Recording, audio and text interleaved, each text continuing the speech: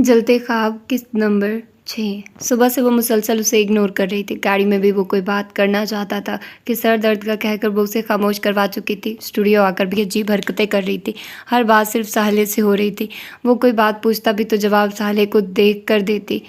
तुम्हारा दिमाग आज अपनी जगह पर नहीं लग रहा। मुसलसल 5वीं बार वो रिहर्सल ख़राब कर चुकी थी। आखिर फरजाद उसे रपट कर बोला, आज बहुत से लोगों का दिमाग अपनी जगह पर नहीं है। फरजाद को उसके तंज की वजह समझ नहीं आई।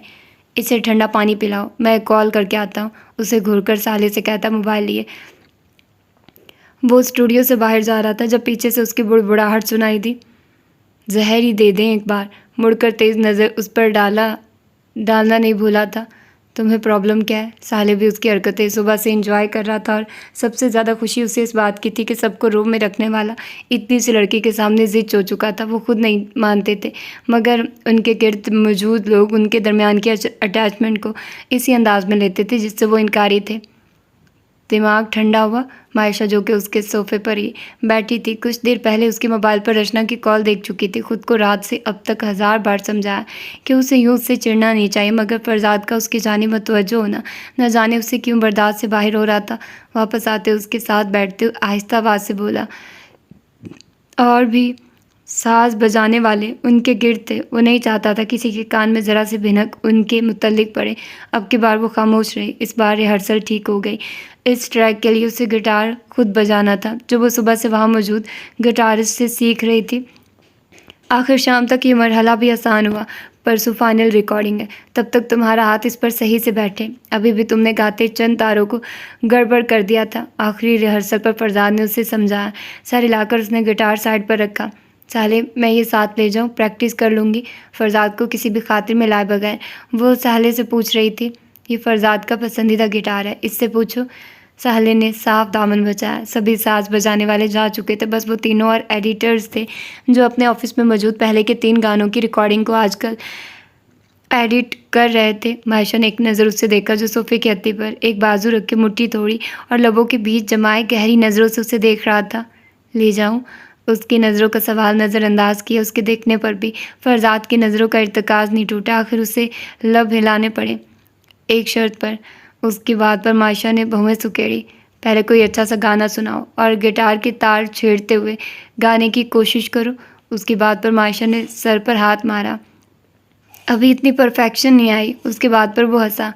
तो घर ले जाकर इससे जाले साफ करने हैं। उसके मजाक उड़ाने पर वो उसे घूर कर रह गई। इन नोट्स को देखते प्रैक्टिस करूँगी। नोट्स वाली फाइल उसके सामने करते बोली, चलो फिर देखते हैं तुम्हें इन तारों के साथ खेलने का कितना अंदाज़ा हुआ है। मैं तुम्हें एक गाने के नोट्स निकाल कर देता हूँ, तुम गाना गाने के साथ इसे बजाओ, देखते हैं तुम्हें कितनी समझ आई है। वो उसे मुश्किल में डाल चुका था। आपको कहीं ज़रूरी जाना था शायद। वो उसे चोट करके फरजाद ने अब्रू हंसकाकर उसकी जानिब देखा।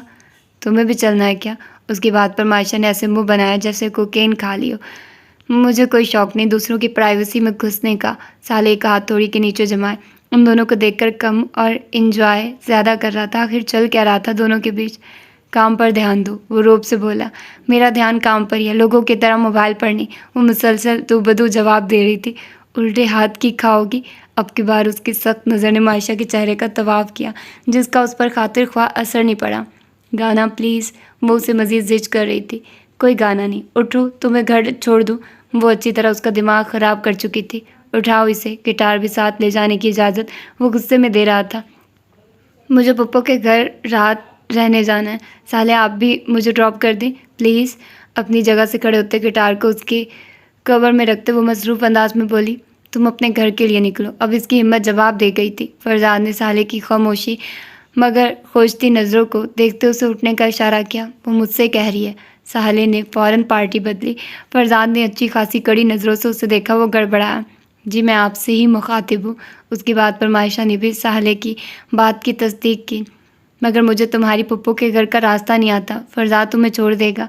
फरजाद की कड़ी नज़रें खुद पर जमी देखकर वो फ़ौरन दामन बचा गया। बाद में बेइज्जती कौन करवाता उसके हाथों। उसने सफ़ीना के सामने कोई ऐसी बात करके बदला निकालना था कि वो दिनों उसे मनाता रहता। वो उसके सख्त बदलों से बहुत अच्छे से वाकिफ़ था। वो डांटता नहीं था मगर ऐसी तीली उन दोनों के दरमियान लगाता था कि साले आइंदा उसके किसी काम में पड़ने से तौबा कर लेता था। हाँ, अभी तो आप मान गए थे। वो हैरत से उसे पैंतरा बदलते देख रही थी। मैं इसी साइड पर जा रहा हूँ जहाँ तुम्हारी पप्पू का घर है। अब की बार उसके सामने आकर खड़े होते हुए बोला कि मायशा को उसे देखना ही पड़ा। आप ऑलरेडी लेट हो रहे होंगे, ऐसे ही मेरी वजह से और देर हो जाएगी। वो मुसलसल उसे क्या जता रही थी। ये तुम्हारा प्रॉब्लम नहीं है। साले उन्हें मसरूफ़ देकर चीज़ें समेट कर खिसक गया। जी मैं जानती हूँ ये मेरा प्रॉब्लम नहीं है। उसकी जानिब शिकवे भरी नज़रों से देखती वो बैग की जानिब बढ़ी। जब उसके मर्दाना मजबूत हाथ की गिरफ्त में उसका नाजुक सा बाजू आया। आखिर तुम्हें हुआ क्या है? कल रात से इस तरह क्यों रिएक्ट कर रही हो? कोई बात बुरी लगी हो तो बताओ। वो जिद हो गया था। वो खुलकर भी तो कुछ नहीं कह रही थी। ये आपका प्रॉब्लम नहीं है। वो उसी बात उसे लौटा गई। माइश स्टॉप दिस नॉनसेंस। अब की बार वो दबी दबी आवाज़ में चिल्लाया। क्या नॉनसेंस किया मैंने? वो अचंभे से उसे देखती अनजान बनी। जो तुम कल रात से कर रही हो, छुपा रही हो खुद को मुझसे। अपनी खोजती नज़रें उसकी शशदर नज़रों में गाड़ी। वो फिर से भूल गई थी वो लोगों में उतर कर उन्हें पढ़ने का फ़न रखता है। एकदम नज़रें झुकाई। आंखें मत चुराओ, वो गमगीन आवाज़ में बोला। मुझे ज़रूरत नहीं नज़रें चुराने की। वो उसे बावर करवा गई कि वो गलत सोच रहा है। ज़रूरत पड़नी भी नहीं चाहिए। झूठ सच सब ये अयां कर देती है। खुद से फ़रार मत ढूंढो। इस छोटे से दिमाग में जो चल रहा है वो बताओ। फजूल के मफरूज़े मत गढ़ो। वो धक से रह गई। तो क्या वो अपनी बेवकूफ़ियों से उस पर अयां कर चुकी थी कि उसे उसका रचना से मिलना, उसका जिक्र करना बुरा लग रहा है? मैं बस ऐसे ही पागल हूँ। अपना बाजू उसकी गिरफ्त से निकालना चाहा, जो वो छोड़ने पर आमादा नहीं था। अपने पागलपन को ठीक करो वरना मैं ठीक कर दूंगा। उसके बेलचक लहजे ने मायशा को सरासमा किया। खुद तो अपने बारे में कुछ बताते नहीं, दूसरों के बारे में सब जान लेते हैं। वो जो उसका बाजू छोड़कर मुड़ा था, उसकी बात पर वापस घूमकर उसे देखा। जिन लोगों की मेरे नज़दीक वक़्त ना हो, मैं उन्हें माजी में ही दफना देता हूँ। उनकी वजह से अपना हाल और मुस्तकबिल ख़राब नहीं करता। इनसिक्योर किस बात से हो? माहिशा उसकी बात पर दंग रह गई। क्या वो वाकई इनसिक्योर हो रही थी उससे? उसने खुद से सवाल किया। मैं क्यों इनसिक्योर होंगी और किससे? उसकी जानिब लम्हा भर को देखकर एक बार फिर नज़रें उसकी नज़रों की गिरफ्त से छुड़ाई। ये सवाल खुद से करो। चलो। आगे बढ़कर उसका हाथ थामकर ऑफिस से बाहर निकला। उसी तरह लिए उसे गाड़ी तक लाया। मायशा को छोड़कर वो उसकी बताई हुई जगह पर पहुंचा। वो पहले से ही वहाँ मौजूद उसका इंतज़ार कर रही थी। 20 मिनट लेट हो, हालांकि तुम हमेशा मुझसे पहले पहुंचा करते थे। देखो हालात ने क्या रुख इख्तियार किया। अब तुम बड़े आदमी बन गए हो, लोगों को अपना इंतज़ार करवाते हो। फरजान ने जैसे ही कुर्सी संभाली वो उस इस्तज़ाया से मुखातिब हुई। पहली बात तो ये कि पिछली बातें करने का कोई फ़ायदा नहीं। गुज़री बातों को बेवकूफ़ लोग दोहराते हैं जिसका कुछ हासिल वसूल नहीं। उसके बारे में बात करना सरासर हमाकत है। दूसरी बात यह कि मैं कुछ बन कर भी बहुत सी चीज़ें नहीं भूला। फरजाद की आखिरी बात को वो किसी और ही अंदाज में ले गई। उसका दिल खुशी से झूम उठा। मैं जानती थी तुम आज भी मुझे नहीं भूले। वो खुशी से झुलमिलाता चेहरा लिए बोली। तुम्हें इतनी बड़ी गलतफहमी क्यों कर हुई? मैं लोग नहीं मगर उनके साथ ताल्लुक़ भूल जाता हूँ। उसकी संजीदगी में रत्ती भर फ़र्क नहीं आया था, मगर वो फ़िलहाल इस सब को महसूस नहीं करना चाहती थी। तुम्हारा शौहर कैसा है? फरजाद के सवाल पर एक तारीक सा आया उसके चेहरे पर लहराया। हम में सेपरेशन हो चुकी है। उसे उसके किए की सज़ा मिली है। उसे ब्रेन ट्यूमर है। उसके अंदाज़ फरजाद को जो सिग्नल दे रहे थे वो गलत नहीं थे। वो इसीलिए उसकी जानिब मतवज्जो हुई थी। उसने सख्ती से लब भींचे। मैं बेवकूफ़ थी कि तुम जैसे हीरे को छोड़कर एक पीतल के बने शख्स का हाथ थाम लिया। उसके लहजे में खालीपन दर आया। ये तुम मेरी शख्सियत को हीरा कह रही हो या मेरे स्टेटस को? वो बेवकूफ़ नहीं था। तुम गलत समझ रहे हो। मैं तो बहुत पहले ही पछतावे का शिकार हो गई थी। इस वाक़ये के बाद ही मुझे एहसास हुआ कि मुझसे बहुत बड़ी गलती हो गई है। तुम्हें हर हाल में पा लेना चाहिए था। काश मैं उस वक्त अपने बाप और भाइयों के सामने स्टैंड ले लेती। वो उसे हसरत से देख रही थी। इन सब बातों का अब क्या मकसद है? फरजाद की खोजती नज़रों से वो लम्हा भर को घबराई। अब भी कुछ बिगड़ा नहीं। तुम तो वहीं खड़े हो, बस मैं अपनी जगह से हट गई थी। उसकी बात पर वो हौले से हंसा। तुम इतनी खुश फहमियों की जद में क्यों हो? उसी दिन सफ़ीना की बहन के निकाह पर मुझे अंदाज़ा हो गया था कि तुम काफ़ी खुश गुमानियों में हो। यहाँ इस वक्त आकर तुमसे मिलने का मकसद सिर्फ तुम्हें बावर करवाना है कि मैं अब वो फरजाद नहीं हूँ जिसकी खूबसूरती ने तुम्हें मुतासिर किया।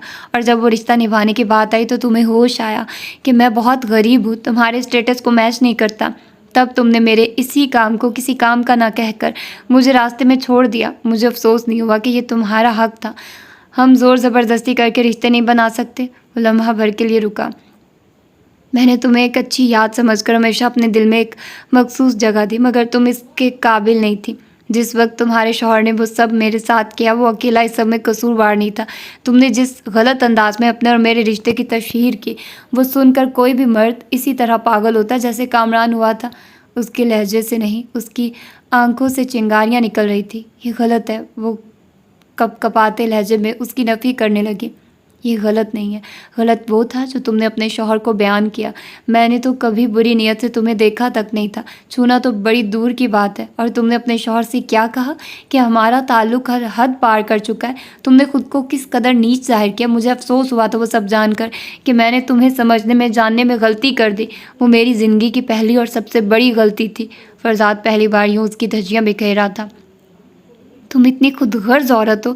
तब जब मैं स्टेबल हुआ, तुमने सोचा अब कामरान से पीछा छुड़वा कर मेरी जानी वापस आया जाए। जब वो भी ना बन पड़ा, तब तुमने उस शख्स से सेपरेशन ले ली।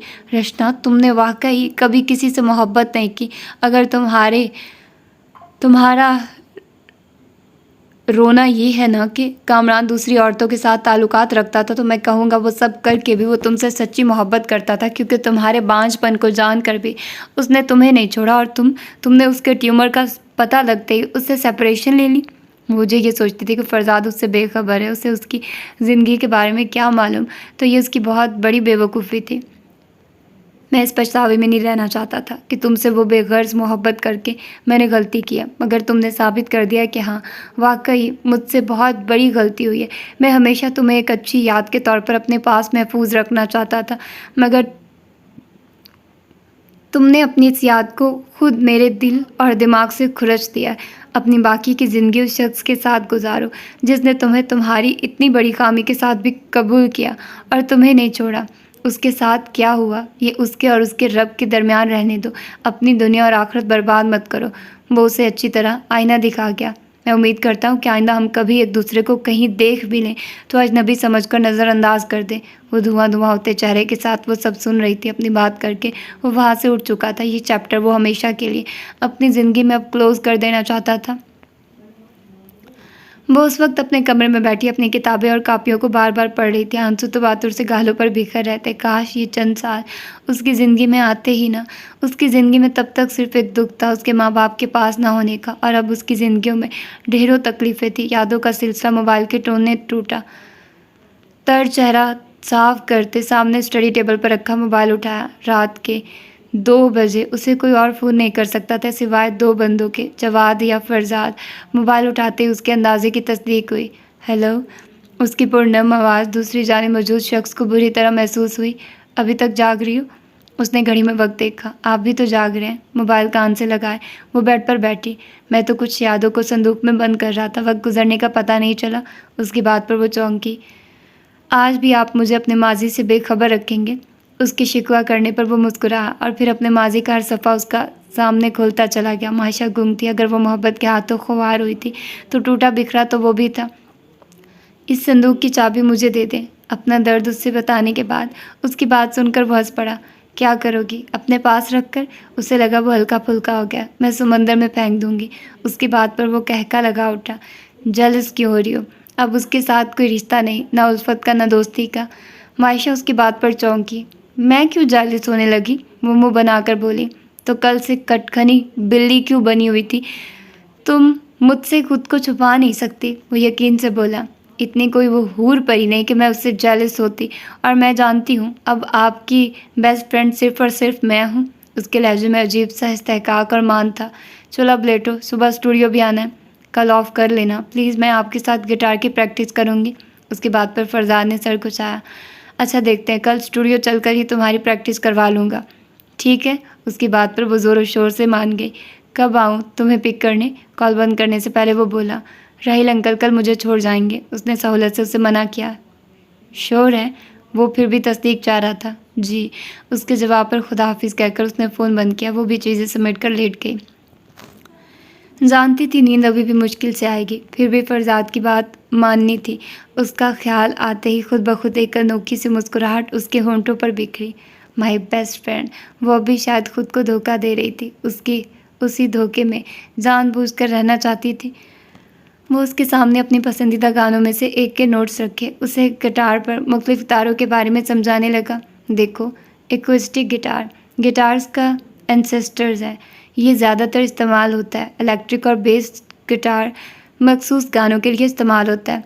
तो एक्विस्टिक को किसी भी तरह के गाने के लिए इस्तेमाल करो, ये अच्छा ही लगता है। इसी तरह इसके कुछ बेसिक नोट्स होते हैं, वो समझ लो तो बस इन्हीं के साथ हर गाने में खेलना होता है। EBGDAE, वो तारों की मालूमात भी उसे साथ साथ दे रहा था। ये इसीलिए बता रहा हूँ कि तुम नालायक शागिर्दों की तरह नोट्स के सिर्फ रट्टे न मारो, बल्कि समझ कर इसे सीखो। उसकी बात पर उसने ज़ोरों शोर से सर हिलाया, जैसे सब समझ में आ गया। अब इस गाने के नोट्स पढ़ो, मैं 15 मिनट बाद इसे तुम्हारे गिटार पर सुनूंगा। उसे वक्त देखकर वो खुद एडिटिंग रूम में जा चुका था कि 15 मिनट बाद वो उसके सामने थे। Are you ready for the task? उसके पास बैठते हुए चैलेंजिंग अंदाज में बोला। Sir, are you ready for the task? शरारत से मुस्कुराते वो उसकी बात उसे लौटा गई। देखते हैं, टास्क मेरे कानों के लिए या तुम्हारी उंगलियों के लिए? वो हंसते हुए उसे शुरू करने का इशारा करते बोला। साले को और बाकी सबको भी वो ऑफ दे चुका था। सिर्फ वो दोनों उस वक्त स्टूडियो में मौजूद थे। मायशा ने सामने मौजूद नोट्स को एक नज़र देखते हौले से गिटार की तारें छेड़ी। Slow down. Try to breathe in deep. Listen to the words I speak. Does it feel like your whole world's fading? Slow down. Just slow down. Calling out for help. Out for help. Waiting to save yourself. Save yourself from falling into deep. Into deep. Stop running. Stop hiding. I won't let you down. My friend, I won't let you fight alone. I won't let you in the cold on your own. I won't let you down. My friend, calm down. Come and sit with me now. Pour out whatever is weighting you down. I am here to hold you up again. Calm down, calm down. वो गाना था या उसके जज्बों की तर्जुमानी? वो गहरी नज़रों से उसके चेहरे को देख रहा था जो गाने में डूबी। कुछ एहतियात से गिटार बजा रही थी, आंखें बंद करती, कभी खोलकर सामने मौजूद नोट्स को देखती, कभी अपने हाथों की हरकतों को देखती। ज़बरदस्त। जैसे ही गाना ख़त्म हुआ, फरजाद ने ताली बजाते उसे दाद दी। उसने वाकई बहुत महारत से गिटार बजाया था। कुछ गलतियाँ की थी मगर वो सीख रही थी। सही बजाया ना? वो अब भी बेयकीनी से पूछ रही थी। बहुत अच्छा बजाया। वो खलूस से उसे दाद देने लगा। अब कोई और बताएं? वो पुरजोश हुई और फिर रात तक वो मुख्तलिफ गानों पर तबाह आजमाई करती रही। 2-3 गानों के बाद फरजाद ने उसे नोट्स नहीं दिए, बस गाने गाकर उसे कहा अब सोचे कि इनकी ट्यून गिटार पर कैसे बजेगी। और फिर वो वाकई हैरान रह गया कि उसने 1-2 गानों को बड़ी खूबसूरती से सुनकर गिटार पर बजाया, चंद एक गलतियों के साथ। तुम नेचर लविंग हो? दोनों उस वक्त थक कर आमने सामने बैठे थे। फरजाद के स्टूडियो में एक कोने पर नीचे मैट्रेस बिछाकर गाँव तकिए भी रखे हुए थे। वो दोनों उस वक्त उसी पर आमने सामने बैठे थे। दरमियान में चाय की ट्रे रखी थी। वो पहली बार काम के अलावा उसे कुछ पूछ रहा था। बहुत, मुझे बारिश, पहाड़, बर्फ़, ये सब बहुत अच्छा लगता है। वो मज़े से अपनी पसंद बताने लगी। मेरा ख्याल है आर्टिस्ट नेचर लविंग लाजमी होते हैं और हसास भी। अपनी बात कहकर उसने फरजाद को तायदी अंदाज में देखा। हाँ, किसी हद तक। वो उससे मुत्फिक हुआ। आपको क्या पसंद है नेचर में? वो वही सवाल उससे पूछने लगी। समंदर। उसकी बात पर वो हैरान हुई। बस एक चीज़। और वो क्यों? वो तबसरा करके फिर सवाल करने लगी। समंदर में और इंसान में ममासलत है। उसकी बात पर मायशा ने भौहें सुकेड़कर उसे देखा। वो कैसे? उसके सवाल पर वो मबहम सा मुस्कुराया। दीवार के साथ टेक लगाए, टांगे सीधी किए, वो रिलैक्स अंदाज में बैठा था। दोनों बहुत गहरे होते हैं। उसकी बात पर मायशा ने सर हिलाया। आपने तो फ़लसफ़ा तो नहीं पढ़ रखा? सीधे हाथ की शहादत को की उंगली थोड़ी के नीचे रखकर वो आंखों में इस्तजाब लिए बोली। वो खुलकर हंसा। क्यों? अगर कोई शख्स ऐसी बातें करे तो क्या ज़रूरी है कि उसने फ़लसफ़ा पढ़ रखा? वो भौहें अचकाकर उससे सवाल करने लगा। भाई, इतनी गहरी बातें इंसान तभी कर सकता है जब फ़लसफ़ा से ताल्लुक़ हो। वो उसकी बात पर फिर से हंसा। ज़िंदगी खुद बहुत बड़ा फ़लसफ़ा है मैडम। जो उसके रास्ते में मौजूद ठोकरें खा लेते हैं वो ऐसे ही फ़लसफ़ी बन जाता है। अब तुम भी कभी कभी बेवकूफ़ी से निकलकर अक्लमंदी की बातें कर ही लेती हो, मगर इसका मकसद ये तो नहीं कि तुमने फ़लसफ़ा पढ़ रखा है। वो मज़े से उस पर चोट कर गया। आप अपने जवाब में मुझे बेवकूफ़ कह गए हैं? वो ठनकी। नहीं, अब तुम इतनी भी बेवकूफ़ नहीं, बातें समझ आती हो। वो फ़ौरन उसके बात समझ आने पर हंसी होंठों में दबाते बोला। उठे अब चलें। हाँ, आपको एक बात बतानी थी। वैसे तो मुझे उम्मीद है जवाद भाई ने बता दी होगी, लेकिन सोचा शायद ना भी बताई हो।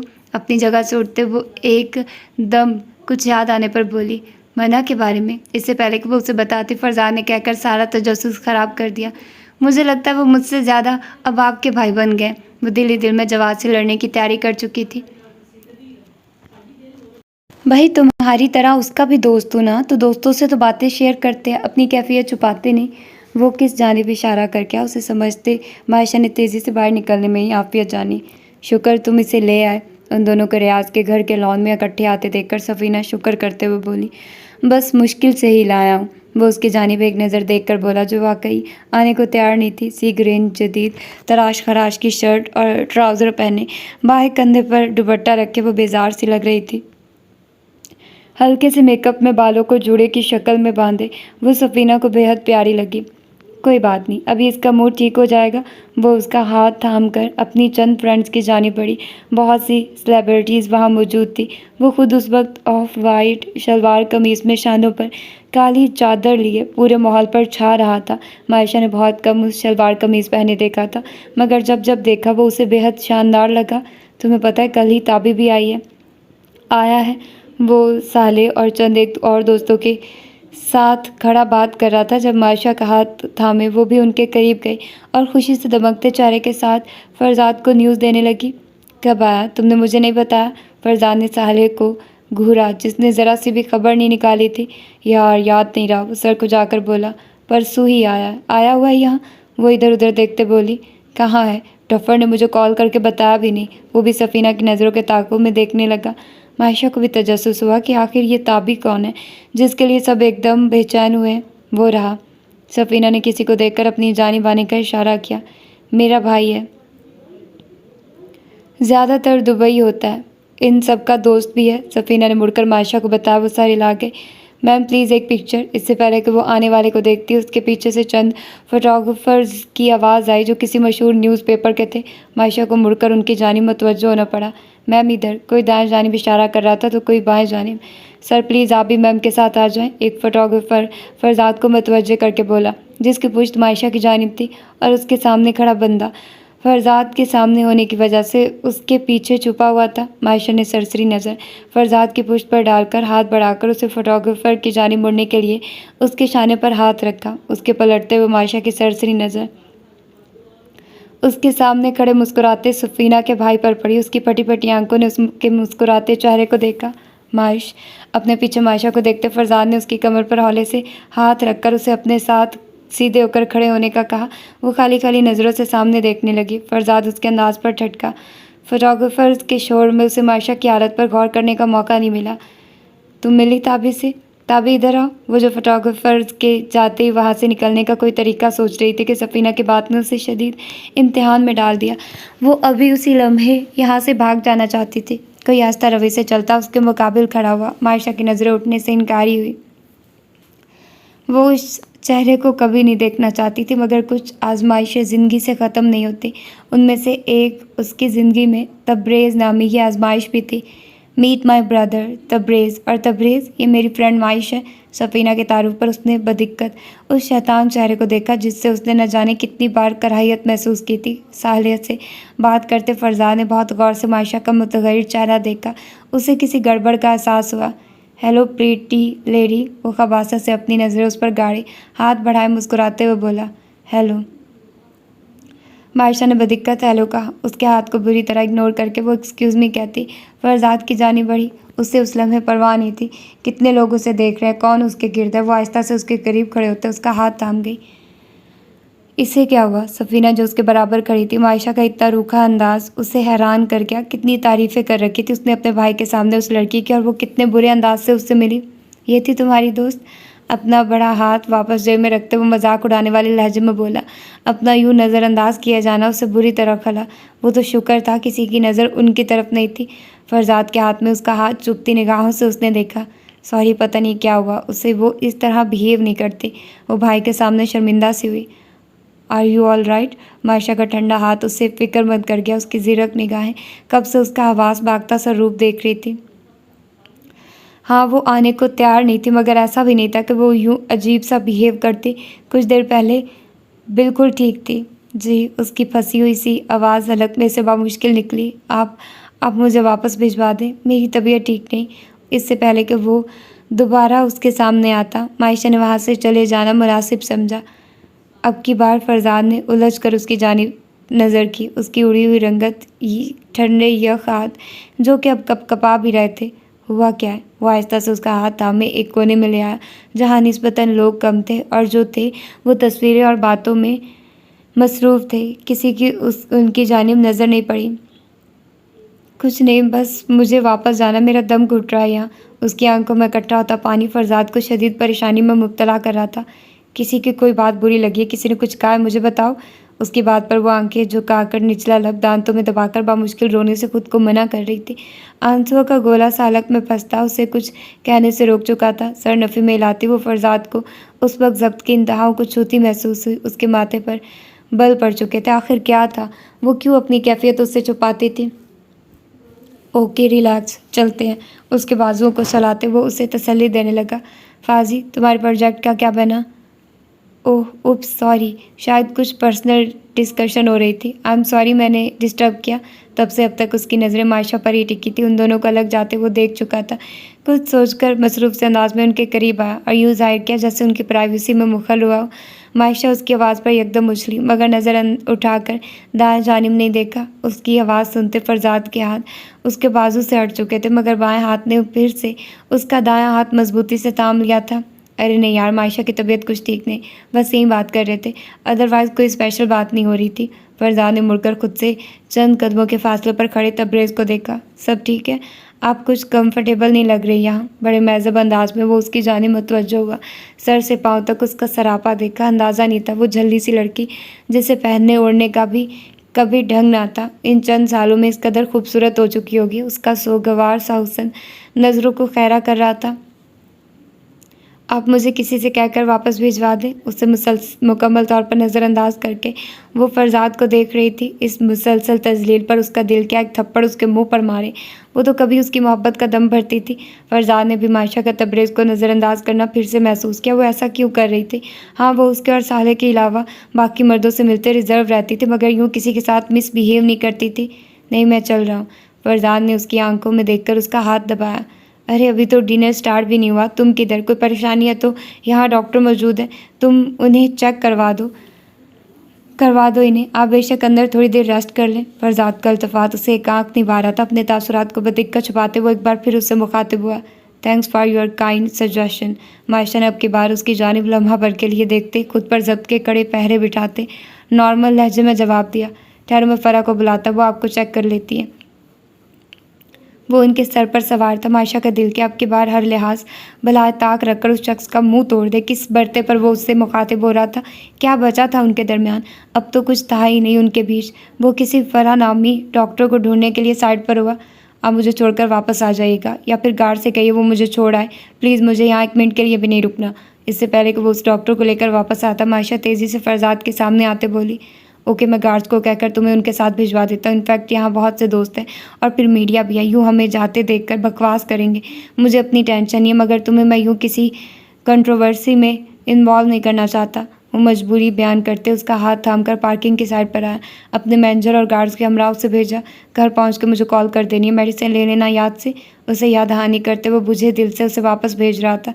न जाने क्या हुआ था उसे। एकदम खामोशी से उसे गाड़ी में बिठाकर दरवाज़ा बंद करके पीछे हुआ। गाड़ी स्टार्ट होते और वहाँ से निकलने तक उसकी नज़रें लम्हा भर के लिए भी उससे हटी नहीं थी, और वो उसकी जानिब बामुश्किल एक बार ही देख पाई, वरना बस नहीं चल रहा था। उसके कंधे से लगकर रोते उसे बताती कि तुम्हारा दोस्त ही तो था जिसने उसे मोहब्बत के गलत रंग दिखाए थे, मोहब्बत पर से एतबार ख़त्म करवाया था। यही तो उसका मुजरिम था जो यूँ अब भी दंदनाता फिर रहा था। उसे नहीं मालूम था कि जवाब से उसकी हर बात बताते फरजाद को उस लड़के का नाम बताया भी था। अगर बताया होता तो तबरेज़ से मिलते उसकी मुतग़य्यर होती हालत को वो जान जाता कि क्यों हो रही है। यकीनन जवाद ने उसका नाम फरजाद को नहीं बताया था। वो जो माजी से बाहर आने की पूरी कोशिश कर रही थी उसमें किसी हद तक कामयाब भी हो गई थी, मगर आज उसे लग रहा था सब कोशिशें रायगा चली गई हैं। उस रात का खौफ तकलीफ़ फिर से उस पर हावी हो चुके थे। आंखें बंद करके वो सब आंसू जो वो फरजाद के सामने रोके हुए थी उस वक्त खामोशी से बहाने लगी। गाड़ी गेट से बाहर निकलते ही हाथ सीने पर बांधे वो कितनी देर उसी अंदाज में गेट की जानिब खाली नज़रों से देखता रहा। उसे समझ नहीं आ रही थी कि उसे अचानक क्या हुआ और तबरेज़ के साथ वो रूड बिहेव क्यों कर रही थी। वो एक अरसे से उसे जानता था, वो बहुत महज़ब अंदाज में लोगों से मिलता था। सवाल ही पैदा नहीं होता था कि उसने कोई ऐसा वैसा मजाक या बेतकल्फ़ी का मुजाहरा भी किया हो। सिर्फ हाथ बढ़ाया था उससे मिलते, जबकि मायशा मर्दों से हाथ भी मिला लेती थी और चंद एक जिनसे काफ़ी वाकफियत हो गई थी उनसे बढ़कर मिल भी लेती थी। उसे कोई सिरा हाथ आता नहीं लग रहा था। क्या हुआ, चली गई वो? तबरेज़ की आवाज़ पर वो चौंका। हाँ, मुझे लगा उसका वापस जाना ही बेहतर है। ऐसे ही ज़बरदस्ती करना ठीक नहीं लगता। वो तो आने पर भी आमादा नहीं थी, मैं ज़बरदस्ती उसे लाया था। मुड़कर उसकी जानिब खोजती नज़रों से देखते बोला। अगर उसके अंदाज में ऐसा कुछ नहीं लगा कि फ़रज़ाद को अलग सा महसूस होता। कुछ रूड नहीं है ये? वो दोनों अंदरूनी हिस्से की जानिब बढ़े। रूड तो नहीं, रिज़र्व है। फ़रज़ाद ने उसके तबसरे को रद्द किया। तुम्हारे साथ लगता है काफ़ी दोस्ती हो चुकी है। उसका लहजा सादा मुस्कुराता हुआ था। हाँ, मुझसे, साले और सफ़ीना, हम तीनों से काफ़ी दोस्ती है उसकी।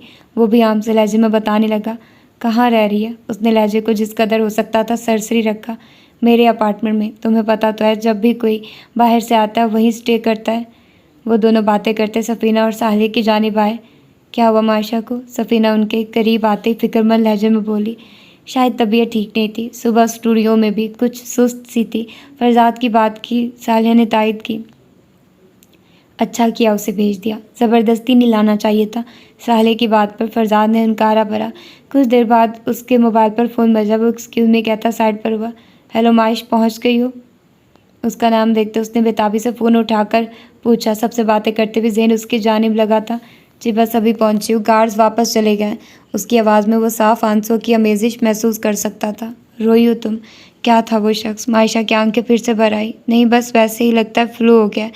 उसके बाद बनाने पर फ़रज़ाद ने जबड़े भींचे। ओके, मेडिसिन लेकर रेस्ट करो, कल मिलते हैं। उसे हदायत देकर उसने फ़ोन बंद किया। पलट कर चंद दोस्तों की जानिब मुतवज्जो हुआ। अपने रूम में आकर दरवाजे, खिड़कियां सब चेक किए। अजीब खौफ उसकी आवाज़ और उसके चेहरे से उसे महसूस हुआ, जैसे वो फिर से उसे ट्रैप कर लेगा। वो जो खुद को मजबूत बना चुकी थी फिर से बिखरने लगी। ज़िंदगी बेहतरी की जानिब आ रही थी, जिसे वो फिर से आग लगाने आ गया था। उसने शायद एक बार ही उसकी नज़रों में देखा था, मगर उसकी नज़रों का बेबाक अंदाज उसके अंदर बाहर तक खोजती उसकी नज़रें मायशा को पागल कर रही थी। उसके लम्स में मौजूद हवस थी। वो अब दोबारा कभी उसे महसूस नहीं करना चाहती थी। उसे परवाह नहीं थी सफ़ीना ने उसके बारे में क्या सोचा। जब उसने उसके भाई का हाथ थाम कर हेलो नहीं कहा, वो उसे नहीं बता सकती थी कि उसके भाई ने उसे किस तरह जलील किया था। वो नहीं बता सकती थी कि वो अपने बचपने और पागलपन में उसकी हवस को जान नहीं सकी थी, मगर अब वो उसके झांसे में नहीं आना चाहती थी। अब वो खरे खोटे की पहचान कर सकती थी। बगैर कपड़े बदले अपनी सोचों में गुम, आंसुओं से भीगा चेहरा लिए वो बस एक ही जाविये पर बेड पर टांगे लटकाए बैठी थी। मोबाइल की मुसलसल बजती टोन ने उसकी प्रांगदा सोचों का तसलसल तोड़ा। हाथों से चेहरा साफ करके बैग में से मोबाइल निकाला, जो बज बज कर अब बंद हो चुका था। फ़ोन अनलॉक करके नंबर देखा, कोई अननोन नंबर था। अभी वो सोच ही रही थी कि कौन हो सकता है कि दोबारा उसी नंबर से कॉल आने लगी। खुद को कंपोज करके उसने फ़ोन उठाया। हेलो। दूसरी जानिब से एक अजनबी आवाज़ सुनाई दी। माशा ने पहचानने की कोशिश की। मैं ज़ीशान लगारी बात कर रहा हूँ। कैसी हैं आप? माज़रत आपको डिस्टर्ब किया। उसका मोहताज सा हेलो सुनकर उसे समझ आ गई कि वो उसकी आवाज़ नहीं पहचान सकी। फ़ौरन से तारुफ करवाया। अरे नहीं, कोई बात नहीं, कैसे हैं आप? वो काफ़ी हद तक खुद को संभाल चुकी थी। जी मैं ठीक, एक्चुअली मैं भी अभी यहाँ पार्टी में मौजूद था, लेकिन आपसे मिल नहीं सका। मुझे मालूम हुआ है कि आपकी तबीयत ख़राब है, सोचा पूछ लूँ। वो अपने फ़ोन करने का मकसद बताने लगा। मायशा लाजा भर को खामोश ही रही। जी शुक्रिया, सॉरी मैंने आपको देखा नहीं। वो कर्टसी निभाने लगी। जवाद ने बताया था कि आप उसकी बहन हैं। वो एकदम अपने और उसके दरमियान जवाद का हवाला ले आया। जी मुझे भी भाई ने बताया था। उसे समझ नहीं आई वो क्यों उसे ये सब बता रहा है। अब कैसी तबीयत है आपकी? मायशा ने बादल नख्वास्ता फ़ोन कान से लगाए रखा, वरना उस वक्त उसका किसी से बात करने को दिल नहीं कर रहा था। जी बेहतर, बहुत शुक्रिया आपने पूछा, मैं अब रेस्ट करूँगी। इससे ज़्यादा वो कर्टसी नहीं निभा सकती थी। जी जी श्योर। उसे फ़ौरन एहसास हुआ कि ये मुनासिब वक्त नहीं कुछ भी कहने का। उसकी तबीयत को जानते खुदा हाफिज़ कहकर फ़ोन बंद कर दिया। बाजी आ जाऊँ? वो फ़ोन बंद करके अभी चेंज करने के लिए उठने ही लगी थी कि ज़ुबैदा नॉक करके पूछने लगी, आ जाओ। वो थके हुए अंदाज में बोली, तबीयत ठीक है आपकी? जिस लम्हे वो अपार्टमेंट वापस आई थी, ज़ुबैदा लाउंज में बैठी टीवी देख रही थी। उसकी शक्ल देखकर वो परेशान हुई। जाते वक्त तो वो ठीक थी और वापस भी इतनी जल्दी आ गई। उसके पूछने पर उसने फ़कत इतना ही बताया कि तबीयत ठीक नहीं, इसीलिए जल्दी आ गई हूँ। ट्रे में चाय का कप और कबाब और फ्रूट सैलेड लिए वो अंदर आई। सामने फ़ोन किया था कि बाजी ने कुछ नहीं खाया, उन्हें चाय का कप और कुछ खाने को दे देना। वो अंदर आते फरजाद के फ़ोन के बारे में बताने लगी। मायशा की आंखों में एकदम आंसू सिमट आए। किस कदर दिल के करीब हो गया था वो। उसके सामने ट्रे रखते उसकी आंखों से आंसू गिरते देखकर ज़ुबैदा परेशान हुई। बाजी क्या हो गया है? ज़्यादा तबीयत ख़राब है तो डॉक्टर के पास चलते हैं। वो बेचारी और कर ही क्या सकती थी। नहीं ठीक हूँ, मेडिसिन लूँगी तो ठीक हो जाऊँगी। तुम्हारा प्रोग्राम ख़त्म हो गया है? आंसू साफ करते हुए नम आवाज़ में बोली। जी बाजी, बस अब सोने जा रही हूँ। अगर तबीयत ज़्यादा ख़राब हो तो मेरी नींद की परवाह मत करना, मुझे जगा देना। वो उसे मुखलिसाना हदायत देते बोली। उसके इर्द गिर्द कितने अजनबी मगर मुखलिस लोग थे। एकदम बेड से खड़े होते वो उसके गले लगी। उस वक्त किसी के कंधे की अशद ज़रूरत थी। ज़ुबैदा तो बुखला ही गई। वो अक्सर मोहब्बत से उसे हक कर लेती थी। ज़ुबैदा को साहब की ये वाली दोस्त सिंगर बहुत अच्छी लगती थी, जिसमें ज़रा नखरा और गरूर नहीं था। वो ज़ुबैदा को भी ऐसे ट्रीट करती जैसे उसके घर का कोई फ़र्द हो। भाजी, मुझे अब परेशानी हो रही है, क्या हो गया? साहब को फ़ोन करूँ? वो वाकई में ही परेशान हो गई थी। उसके गिर्द मजबूती से बाजू जमाए मायशा ने नफ़ी में सरे लाया। हलक सूख चुका था, उससे बोला भी नहीं जा रहा था। Thank you Zubaida. उससे अलग होते उसके चेहरे पर प्यार किया। वो शर्मा गई। वो नहीं जानती थी उसकी मौजूदगी ने, उसके शाने ने उस वक्त उसके चंद आंसू समेटकर उस पर कितना बड़ा एहसान किया था। कभी कभी किसी से कुछ कहने को दिल नहीं करता, तकलीफ़ को, दर्द को लफ्ज़ों में ढालने को दिल नहीं करता। बस दिल करता है कोई हो जो खामोशी से आंसुओं को जज़ब कर ले, कुछ ना पूछे, कोई सवाल ना करे। ज़रूरी नहीं ऐसा कोई अपना ही उस लम्हे पास हो, कभी अजनबियों के होने से भी तक़वियत और सुकून मिलता है। आप बहुत अच्छी हो बाजी। वो उसके चेहरे पर झुक कर झिझक कर हाथ रखते बोली। मायशा नम आंखों से हंस पड़ी। तुम बहुत अच्छी हो, जाओ सो जाओ, मैं ठीक हूँ। उसका हाथ अपने हाथ में थाम कर दूसरे हाथ से थपथपाते हुए कहा, ये खा लेना, ना खाया तो फिर साहब का पता है ना। वो आंखें घुमाकर उसे फरजाद की धमकी दे गई। मायशा हंस पड़ी। हाँ पता है तुम्हारे साहब का, जलाद कहीं के। सर हिलाकर कहते आखिरी अल्फाज आहिस्ता से खुद से कहे। उसके जाते ही वो वार्डरोब की जानिब बढ़ी। नाइट सूट निकालकर वॉशरूम में जाकर पहले कपड़े बदले। वापस बेड पर आते फ्रूट सैलेड खाकर कबाब की जानिब हाथ बढ़ाया। चाय के साथ दवाई निगलकर कप खाली करके लाइट जलती छोड़कर बेड पर लेटी। अंधेरे से अजीब सा खौफ आ रहा था, जैसे उसे कोई नोचने फिर से आ जाएगा, इसीलिए लाइट बंद ही नहीं की। आंखें मूंदे बड़ी मुश्किल से नींद की वादियों में गई। वो उस वक्त गहरी नींद में था। साइड टेबल पर रखा मोबाइल 2 बार बजकर बंद हो चुका था। वापस आते उसे 1:30 बज चुका था। वापस आकर कपड़े बदलकर पहले इशा की नमाज़ पढ़ी। लाइट बंद करके थका हुआ सा बेड पर गिरते ही सो गया। जहन को बामुश्किल बेदार करते आंखें खोली। मोबाइल उठाकर वक्त देखा। रात के 2:45 बजे का वक्त था। अभी वो कॉल लॉग चेक करने ही लगा था कि ज़ुबैदा के नंबर से कॉल आते देखकर उसकी नींद मिनटों में उड़ी। फ़ौरन कॉल यस की। हेलो हेलो साहब। ज़ुबैदा की घबराई आवाज़ और उसके पीछे किसी की ऊंची ऊंची रोने और चीखने की आवाज़ें सुनकर उसके आवाज़ झुंझुना उठे। क्या हुआ, ये कौन चीख रहा है? वो घबरा कर बोला। साहब पता नहीं बाजी को क्या हो गया, थोड़ी देर पहले उनके कमरे से चीखने की आवाज़ें आ रही थी। मैं घबरा कर उठकर उनके कमरे की जानिब गई। दरवाज़ा खोला तो वो अपने बाजू, कंधों और हाथों से जैसे किसी नदीदा चीज़ को पीछे कर रही थी। मैंने पास जाकर जैसे ही उन्हें संभालना चाहा, उन्होंने गुस्से से मुझे पीछे किया। वो मुझे पहचान ही नहीं रही। वो रोते हुए सारी रोदात उससे बताने लगी। तुम आयशा के पास ही रहो, मैं आ रहा हूँ। अपना हुड उठाते, स्लीपर पहनते, बिखरे बालों को माथे से पीछे करते, फ़ोन बंद करके वो तेज़ी से कमरे से निकला। 5 मिनट में ही वो उसके अपार्टमेंट में दाखिल हुआ। अभी भी उसके चीखने और रोने की आवाज़ मुसलसल आ रही थी। फरजाद को अपने असाब खिंचते महसूस हुए। तेज़ी से उसके कमरे की जानिब बढ़ा, जहाँ वो बेड से उतरकर कंफर्टर को अपने गिर लपेटे ज़ारों कतार रो रही थी। माहिश। फरजाद की आवाज़ पर भी उसके रोने में कमी नहीं आई। कोई हाथ नहीं लगाएगा मुझे, गंदा कर दूंगी सब, चले जाओ। वो मुसलसल एक ही बात की तकरार कर रही थी। तुम जाओ, पानी लाओ। फरजाद ने डरी सहमी दरवाजे के पास खड़ी लगी ज़ुबैदा को वहाँ से भेजा। माहिश आगे बढ़कर ज़ोर से उसे बुलाया। वो जो मुसलसल सरनफी मिलाती खौफ से इधर उधर नज़रें दौड़ा रही थी। एकदम खामोश होकर फरजाद की जानिब देखा। नज़रों में पहचान मफकूद थी। फरजाद ठटका, जाओ, खबरदार जो मेरे पास है, मैं मार दूंगी तुम्हें। वो फरजाद को देखते फ़ौरन से अपनी जगह से खड़ी होती बेड के ऊपर चढ़ी। फरजाद ने तेज़ी से आगे बढ़कर उसे अपनी जानिब खींचा। मैं हूँ माइश। फरजाद। माइश उसके बाजुओं से थामकर उसे ज़ोर से झंझोड़ते अपनी जानिब मुतवज्जो किया, जो मुसलसल चीख रही थी। उसके झंझोड़ने और धाड़ने पर वही सहम कर खामोश हुई। क्या हो गया मेरी जान? उसकी मतविश हालत फरजाद को शदीद तकलीफ़ से दो चार कर गई। कोई नहीं है यहाँ, कोई बुरा शख्स तुम्हारे पास नहीं है। मैं हूँ फरजाद, तुम्हारा बेस्ट फ्रेंड। तुम महफूज हो। उसे आज क्यों ये दौरा पड़ा था? फरजाद की समझ से बाला तर था। फरजाद। वो खाली निगाहों से उसकी जानिब देखते टुकड़ों में उसका नाम बोली। तुम पाकिस्तान में हो, कोई तुम तक नहीं पहुंच सकता। वो सब अपने अंजाम को पहुंच चुके हो। तुम सेफ हो, मेरे पास हो। वो उसके कंधों पर दबाव डालकर उसे समझाने लगा। सेफ कोई नहीं आएगा। वो सरगोशी में उस पर से नज़रें हटाकर बुड़बुड़ाई। लुक एट मी, फरजाद हूँ मैं। उसके चेहरे को दोनों हाथों से थाम कर उसकी सूजी आंखों में देखा। मायशा ने मुतर्रम निगाहें उस मेहरबान चेहरे पर डाली। कुछ देर गायब दिमागी से उसे टिकटिकी बांधे देखती रही। कुछ देर में नज़रों में शनासाई के रंग बिखरे। एकदम उसके कंधे से लगकर वो फिर से फूट फूट कर रो दी। वो आ गया है, वो मुझे नहीं छोड़ेगा, मुझे उससे बचा ले। वो अब की बार मुझे नहीं छोड़ेगा। उसका बाजू थामे उसके सिरे में मुँह छुपाए वो तड़प तड़प रही थी। फरजाद ने उसके गिर्द बाजू हमाल किए। कोई नहीं, कुछ नहीं कह सकता। तुम्हारे साथ कोई गलत नहीं कर सकता। अब मैं हूं ना तुम्हारे साथ।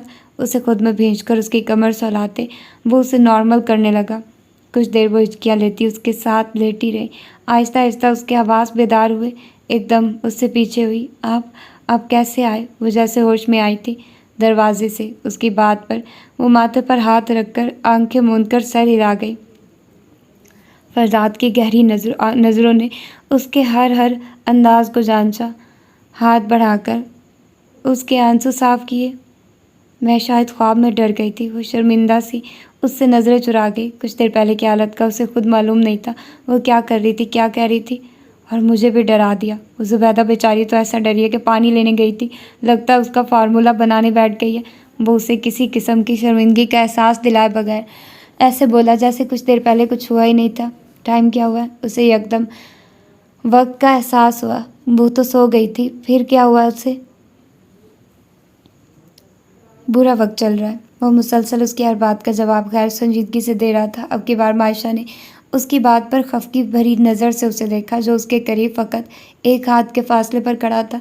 पता नहीं मुझे क्या हुआ था, क्या मुझे हिस्टेरिकल अटैक हुआ था? वो नज़रें चुराते उससे बोली। क्या बात है, क्या अंदर रख कर बैठी हो? क्यों नहीं शेयर कर लेती? उसकी गहरी बोलती नज़रें उसके चेहरे का बड़ा गहराई से तवाफ़ कर रही थी। उसके हाथ अपने दोनों हाथों में थाम कर सहलाए। कुछ भी नहीं है, पता नहीं क्यों ऐसा हुआ। वो एक बार फिर उसकी जानिब देखने से गुरेज कर रही थी। और अगर मुझे ये मालूम हुआ कि इस पता नहीं के पीछे बहुत कुछ है, I swear I will kill you Maish. उसके हाथ को झटका देकर वो गुस्से से बोला।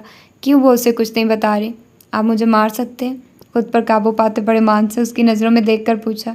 तो फिर क्यों खुद को बंद किताब बना दिया? ऐसी किताब जिस पर ताला लगाकर उसकी चाबी किसी के हाथ में नहीं आने दे रही। उसकी आंखों में देखते वो उसका अंदर पड़ रहा था। आई एम सॉरी, मैंने आपको रात के इस वक्त तंग किया। सामने मौजूद घड़ी पर अब उसकी नज़र पड़ी, जहाँ 3 बज रहे थे। तुम मुझे दिन रात के किसी भी वक्त कभी भी तंग कर सकती हो। मैं खुशी खुशी तंग होने को तैयार हूँ, मगर मुझसे खुद को छुपाकर जुल्म मत करो। जो भी दिमाग में है, मैं उम्मीद करता हूँ तुम जल्दी मुझे बता दोगी। उसके हाथों पर दबाव डालकर मुसलसल उसे देखते बोला। लम्हा भर को पलकें भी नहीं झपकाई थी। मायशा ने एक नज़र उसकी आंखों में देखा। नींद का खुमार अभी भी उनमें था। हल्की सी लाली बिखरी थी। जी। वो सर झुका गई। मेडिसिन ली थी? उसके सवाल पर उसने सर इस्बात में हिलाया। वैसे ही कह देती, इस वक्त मेरी याद आ रही थी। मैं सर के बल आ जाता। यूँ डराने की क्या तुक थी? उससे शरारत से देखते हाथ छोड़कर कंफर्टर नीचे से उठाकर बेड पर रखा। इतने आप क्रिस्पाइन। वो मुंह बनाकर बोली। वाह, तुम्हें पसंद है वो? उसे बेड पर बिठाकर उसके मुकाबिल बैठा। बहुत। वो आंखों में शरारत से मोड़ बोली। यार, अब नींद के हुलिये में तो जाहिर है डैशिंग लगने से रहा, लेकिन तैयार श्यार होकर उससे कम भी नहीं लगता। मुंह लटका कर बोला, बालों में हाथ फेर के उन्हें ठीक आप मुझे इम्प्रेस करने की कोशिश कर रहे हैं। वो मुस्कुराते हुए बोली। कुछ देर पहले की वहशत का अब उसके चेहरे पर नामो निशान भी नहीं था। उसे पुरसकून देखकर फरजाद के अंदर तक सुकून उतर गया। तुम मुझे इतना डिप्रेस करो, मैं तुम्हें थोड़ा सा इम्प्रेस भी ना कर सकता। उसकी बात पर वो खिलखिलाई। उसके खामोश होते ही वो एकदम उसकी जानिब झुकता। उसकी पेशानी को महका गया। दोनों की धड़कनें लम्हा भर को साकित हुई। एकदम पीछे हटते उसकी हैरान आंखों से उसने नज़रें चुराई। आई एम सॉरी, मैं पानी लाता हूँ तुम्हारे लिए। अपनी बेख्तियारी पर खुद को लानत मलामत करता बोलकर तेज़ी से कमरे से बाहर निकला। मायशा अभी तक शॉक थी। क्या वो उसके साथ महवे सफ़र हो चुका था? उसके दिल ने आवाज़ बुलंद की, नहीं ऐसा नहीं है, वो मुझे बस दोस्त समझ कर ट्रीट करते हैं। वो दिल को झुठलाने लगी, ज़ोर ज़ोर से नफ़ी की, ये लो। कुछ देर बाद वो कमरे में आया। थैंक्स। मायशा ने उसकी जानिब देखने से गुरेज किया। हाथ बढ़ाकर पानी एक ही सांस में पी गई। मेडिसिन दिखाओ अपनी। वो एंटी डिप्रेसेंट दवाइयाँ ले रही थी। फरजाद की बात पर उसने साइड टेबल से दवाइयाँ निकाल कर उसके सामने की। दवाइयाँ तो वो ले रही थी, फिर आज के उसके डिप्रेशन की क्या वजह थी? मैं दूसरे रूम में हूँ, तुम अब आराम से लेटो। वो उसे कहता उठा। कोई मसला नहीं, मैं अब ठीक हूँ, आप बेशक अपने घर चले जाएं। उसे बुरा लग रहा था कि वो उसकी वजह से बेआराम हुआ और अब भी उसी की वजह से वो वहाँ रहने के लिए कह रहा है। मेरे साथ दोबारा इतनी फॉर्मल हुई ना तो एक लगाऊंगा, चुप करके लेटो। वो रोब से बोला। उसके लहजे से खाइफ होती वो बेड पर नीम दराज हुई। फरजान ने बढ़कर उस पर कंफर्टर ठीक किया। सुबह इकट्ठे जॉगिंग के लिए चलेंगे, ओके? अभी सो जाओ। उसके माथे पर हाथ रखकर मोहब्बत से उसे देखते लबों पर मुस्कुराहट सजा उसे देखा। मायशा ने उस मेहरबान साय को देखते सर हिलाया। Good girl. उसके सर को थपथपाकर लाइट ऑफ करता वो दूसरे कमरे में चला गया। हेलो, कैसे हो यार? अगले दिन उसने पहली फुर्सत में मायशा के डॉक्टर को फ़ोन किया जो कि उसी का दोस्त भी था। बिल्कुल ठीक, तुम सुनाओ, मायशा कैसी है? मोहित ने खुशगवार लहजे में पूछा। ठीक थी, सब सही चल रहा था। वो काफ़ी हद तक नॉर्मल हो गई थी, लेकिन कल रात फिर से उसे अटैक हुआ है। उसकी परेशान सी आवाज़ पर वो चौंका। क्यों, कुछ हुआ है क्या? वो जो रिलैक्स अंदाज में बैठा था एकदम सीधा हुआ। बज़ाहिर तो कुछ ऐसा नहीं हुआ, जब आज से भी वो राब्ते में है। दिन का ज़्यादातर वक्त वो साथ गुजारती है। कल मुझे समझ नहीं आई, हम एक डिनर पर गए, बहुत से दोस्त वहाँ पर थे। वो जाना नहीं चाह रही थी मगर मेरे इसरार पर मान गई। जाते वक्त वो बिल्कुल ठीक थी। वहाँ पहुँच के भी वो कुछ देर ठीक रही, फिर एकदम उसकी तबीयत ख़राब हुई। मैंने घर भिजवा दिया। रात 2:45 मुझे मेड की कॉल आई जो उसके साथ रहती है कि वो चीख चिल्ला रही है और किसी को पहचान नहीं रही। मैं जब गया तो वही अबतर हालत थी उसकी, जो मैं पहले भी देख चुका हूँ। तुम्हें अंदाज़ा है कि किस कंडीशन की मैं बात कर रहा हूँ? बहुत मुश्किल से वो संभली। मेडिसिन वो रोज़ाना ले रही है। तो फिर समझ नहीं आ रहा ऐसा क्यों हुआ? तुमसे जब से सेशन लिया है उसके बाद से उसके साथ कभी ऐसा नहीं हुआ। वो तफसील से उसे सारी रोदात बताने लगा। कल वो किस किस से मिली थी या कोई ऐसी कॉल उसे आई हो? उसकी बात पर वो चौंका। कॉल का तो मुझे नहीं मालूम, और वहाँ चंद एक नए लोगों से वो मिली है, जो बात मुझे बहुत अजीब लगी। वो मेरा काफ़ी क्लोज़ फ्रेंड है तबरेज़। उससे मिलते हुए वो बहुत अजीब तरह बिहेव कर रही थी, हालांकि मेरे सामने ही वो दोनों थे। तबरेज़ ने उससे कोई बुरी क्या कोई अजीब बात भी नहीं की कि जिसकी वजह से मैं समझूं कि उसे बुरा महसूस हुआ है। हाँ, कॉल के मुतालिक मेरा ध्यान नहीं गया। वो मज़ीद खोया हुआ। तुम एक तो कॉल का पता करो, नहीं तो 1-2 दिन तक उसे मेरे क्लिनिक ले आओ। मैं अभी आउट ऑफ स्टेशन हूँ, नहीं तो आज ही आने का कह देता। उसकी बात पर फरजान ने हामी भरी।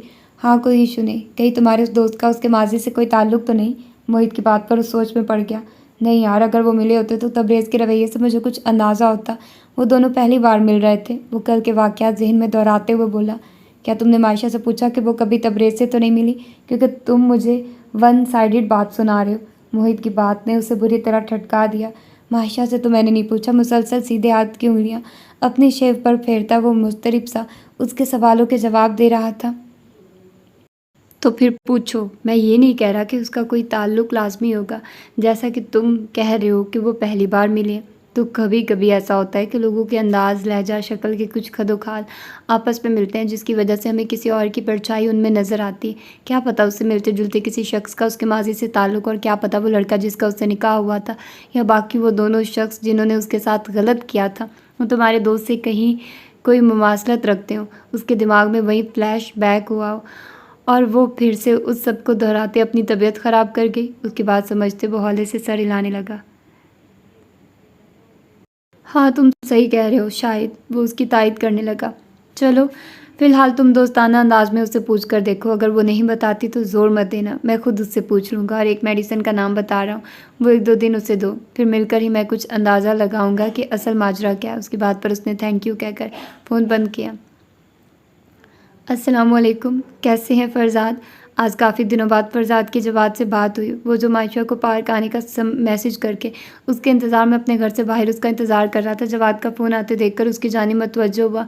मैं ठीक हूँ, तुम सुनाओ? ट्राउज़र की जेबों में दोनों हाथ फंसाए वो सड़क पर मौजूद दरख्तों को देख रहा था। ब्लूटूथ कानों में लगी थी। मैं ठीक हूँ, मुझे आपसे एक बात पूछनी थी। उसकी बात पर वो चौंका।